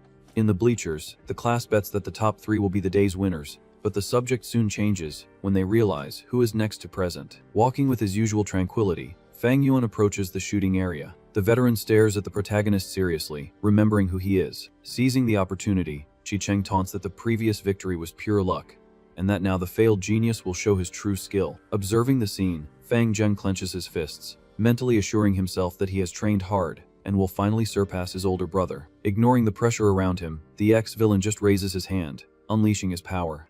He makes a clean cut in the space with a smooth movement of his arm. The blast goes straight for the training dummy's neck. Believing the shot went wide, the students burst out laughing, mocking the boy's aim. The master shakes his head in disappointment, concluding that the reincarnated one's previous success was just an accident, and that the younger brother will be the true first-place winner. Standing with his back to the crowd, the protagonist remains motionless under the light breeze. He shows not the slightest concern for the jokes and judgment of his peers. Preparing his second attack, the young man concentrates even more power in the palm of his hand. Seeing this, the younger brother celebrates internally, thinking that victory is already guaranteed as there are few chances left. Clenching his hand tightly, he promises himself that he will keep winning until he erases this oppressive shadow from his heart. At this, the protagonist fires an arc of energy much larger and denser than normal. The blow cuts through the academy space with absurd speed. The blade hits the weak point on the training dummy's neck exactly. The precise impact leaves the younger brother in absolute shock. Immediately, the entire courtyard panics at the brutal result of the attack. The target's structure cracks under the devastating pressure of the magic. Unable to resist the damage, the dummy's head is decapitated and falls to the ground with a dull thud. Completely shaken, the elder wonders if that was an unbelievable accident or pure mastery. Trembling from head to toe, Fang Yuan's brother cannot accept the crushing defeat. Maintaining his icy aura, the winner remains in absolute silence with his back to the group. He just lifts his face, observing the falling leaves, finding the light of that afternoon enchanting. The sun begins to set behind the mountains, marking the end of the activities. Regaining his composure, the professor calls the protagonist's name. The veteran hands the bags full of primeval stones directly into the champion student's hands. He gives a quick piece of advice, asking the boy to continue striving in his daily studies. In the back of the class, Chi Cheng grits his teeth in anger, unable to accept the situation, while the others try to find an excuse for what happened. Calmer, the elder addresses everyone, announcing that in the coming days he will teach how to nurture the magical aperture to level up. The master explains in detail that level 1 apprentices have green copper essence, level 2 use red iron, and level 3 manipulate the coveted white silver essence. Raising his voice, he reinforces that cultivation is the foundation of power and promises a prize of 30 stones for whoever reaches the middle rank first. The veteran also announces that in 3 months, they will choose the class leaders, with generous weekly rewards for the positions. The revelation of the payment gets the boys in the class extremely excited. Concluding the matter, the instructor dismisses the students for the day. Excited by the financial opportunity, the wealthy heirs already plan to conquer these leadership positions at any cost.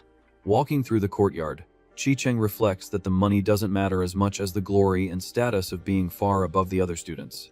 Following the same logic, Fang Zheng calculates that becoming the class leader will make him evolve faster, forcing his brother to finally bow before him in the future. Leaving the academy, the young man suddenly realizes that the protagonist has disappeared from the group. Far away, the reincarnated one internally muses on how power and status are just illusory rewards dangled to ensure blind obedience. He knows very well that in any organization, there is a hierarchy designed to squeeze the effort from the bottom to feed those at the top. Analyzing society, the ex-villain concludes that these positions are just invisible strings used by the clan to create false values of honor. The undeniable truth of the world is that the entire class system boils down to one essential thing. At the foundation of any sect's existence, what really matters is the distribution of resources. Just as plants perish without water and humans succumb without food, the lack of magical sustenance means total ruin. For a cultivator in this merciless world, primeval stones represent the very guarantee of survival. Arriving at the main school gate, a group of students finds the protagonist blocking the passage with an intimidating posture. Confused by the scene, they stop walking, not understanding what that talentless student is doing standing in the middle of the path. Without showing any emotion, the boy dryly announces he's holding a stick up, and that everyone must hand over 1 stone before they can leave. The absurd declaration immediately infuriates the students, who start yelling, asking if he has gone completely insane, trying to extort the entire class by himself. Furious at the audacity, one of the boys tells him to get out of the way, threatening to send him flying with a beating if he doesn't clear the path. Wasting no time on empty threats, the protagonist lands a brutal slap across the stressed out boy's face before he can even finish advancing. The impact throws the student to the ground, completely knocked out, leaving the rest of the group in shock to see that the talentless peer actually had the guts to attack first. Outraged by the situation, one of the boys shouts that they have the numbers and encourages the entire class to jump the reincarnated one to teach him a lesson. With that, several students charge forward furiously at the same time, trying to crush the lone boy with brute force. Maintaining absolute calm, Fang Yuan dodges the first attack, firmly grabbing the aggressor's arm. Using the opponent's own momentum, he throws the boy far away with a fluid motion. Without breaking his fighting rhythm, the ex-villain follows up with a heavy blow, taking down another classmate who was trying to grab him from behind. Immediately after, another student collapses to the stone ground, groaning in pain after being hit squarely. The brawl turns into a one-sided massacre where the inexperienced freshmen fly through the air, taking a humiliating beating. In just a few moments, the victor stands untouched, surrounded by the fallen bodies of almost the entire class. Attracted by the noise, some clan guards rush to the main gate, not understanding what just happened there. One of the downed boys tremblingly points at the protagonist, desperately accusing him of trying to steal their primeval stones. Realizing the tattletale still has the energy to complain, the reincarnated one simply stomps hard on his back, shutting him up on the spot. Coldly staring at the few who are still standing, he warns that anyone who hands over a stone can leave in peace, guaranteeing that the fate of those who refuse will be exactly the same as those on the ground. However, one of the students refuses to accept the extortion and charges forward, yelling that a lower-tier talent will never be able to defeat someone of a high class like him. Advancing with firm steps, the boy playing hero tries to surprise his opponent. With sharp reflexes, the protagonist just leans his body to the side, making the angry punch whistle past. Clenching his fist with extreme precision, the ex-villain prepares his counter-attack. Without a shred of mercy, he lands a devastating punch right in the middle of his classmate's face. The impact knocks out the last resistor on the spot, leaving Fang Yuan to calmly walk over the defeated. To the inexperienced youths, those movements seemed too complex to understand, as each blow was perfectly calculated to cause acute pain or temporarily knock out the target without taking them out for good. All this brutal efficiency is the practical result of 500 years of combat experience being applied against harmless children. Maintaining his relentless posture, the victor faces the remaining students and asks if they will finally hand over the payment. Watching the scene from a distance, the guards are desperate, finding it absurd to allow a student extort his classmates at the school gate, risking someone's end. One of the subordinates turns to the academy elder, asking for permission to intervene and arrest the boy immediately for breaking discipline. The master ignores the guard's desperation, focusing only on the natural combat talent the rebellious student just demonstrated. Assessing the situation, the veteran privately laments that such incredible martial skill belongs to someone with such low magical aptitude. Worried about the place's reputation, the employee insists, asking if the supervisor will really let this nonsense continue before the consequences become serious.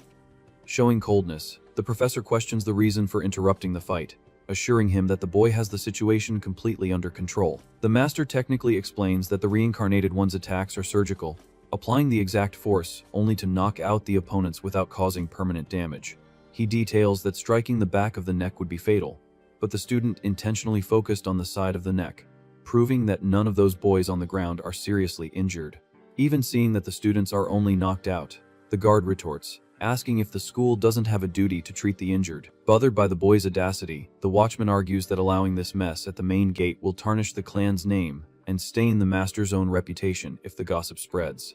With no patience for this excuse, the elder retorts that the fight only offended the guard's pride, as conflicts without fatalities are perfect for forging the competitive spirit of the youth. The professor recalls that all previous classes also got into similar scuffles after learning martial arts, and no one ever intervened. Trying to justify his stance, the employee stammers that before, the fights were just individual duels, whereas now the boy has caused a real widespread riot. Cutting off the flimsy excuse, the veteran coldly states that the real reason for the lack of action in the past was the watchman's pure fear. He explains that with more training time, the students develop superhuman strength, and the guard only wants to stop the protagonist now because he is still using only ordinary physical strength and can be contained. The master puts the subordinate in his place, reminding him that all those youths carry the blood of the main family, while the watchmen are nothing more than mere servants of the clan. Casting a frightening glare, the elder decrees that the guard's loyalty does not give them the right to question the affairs of their masters, no matter how weak they may still be. Desperate, the man bows, apologizing for his insolence, but the professor does not forgive him and fires him from his post immediately. Maintaining his authority, the veteran announces that in 15 days, there will be a new evaluation to appoint the next head of the guard. The news shocks the other employees, as this position guarantees a whole primeval stone per month, making it a golden opportunity coveted by all. Ending the matter, the elder tells the employees to go down and wait for the commotion to end to clean up the mess, and is obeyed on the spot by the new person in charge. Far from there, the extortion continues with one of the cornered students creating a magic blade in his hand and threatening to shoot if the ex-villain takes another step. Mocking his classmates' courage, the reincarnated one reminds him that using magic within the academy's limits is strictly forbidden, encouraging the boy to shoot if he wants to be expelled. The logical threat makes the boy hesitate instantly, staring at his own magic, afraid of the consequences of breaking the school's main rule. Hearing the girls confirm that the punishment is real, the student dispels the spell, completely surrendering to the blackmail. Without rewarding the surrender, the protagonist advances mercilessly and delivers a quick blow. The impact knocks the boy violently against the stone ground. Continuing his work, he goes after the girl who was right behind. The student collapses unconscious with a dull thud next to her classmate after receiving the attack. Completely terrified by the scene, another female student falls to her knees on the ground, trembling. Crying in desperation, the girl begs her classmate not to come closer and to let her leave in peace. Unshakable in the face of her tears, the ex-villain just states his demand, asking for a single primeval stone. Terrified of getting beaten, the young woman hands over all the stones she has in her hand in an act of total surrender. True to his word, the boy takes only one of the coins and tells his classmate to get lost. The action surprises the frightened student, who remains silent, processing the fact that the blackmailer actually honored the deal without demanding anything more. Relieved not to have been beaten, she swallows her tears and flees, running as fast as she can through the academy gates. With the toll collection finished, the protagonist calmly walks through the courtyard littered with groaning bodies on the ground. Suddenly, the younger brother comes running, indignant, and shouts, asking how the protagonist had the nerve to beat up the entire class at the gate just to steal their money.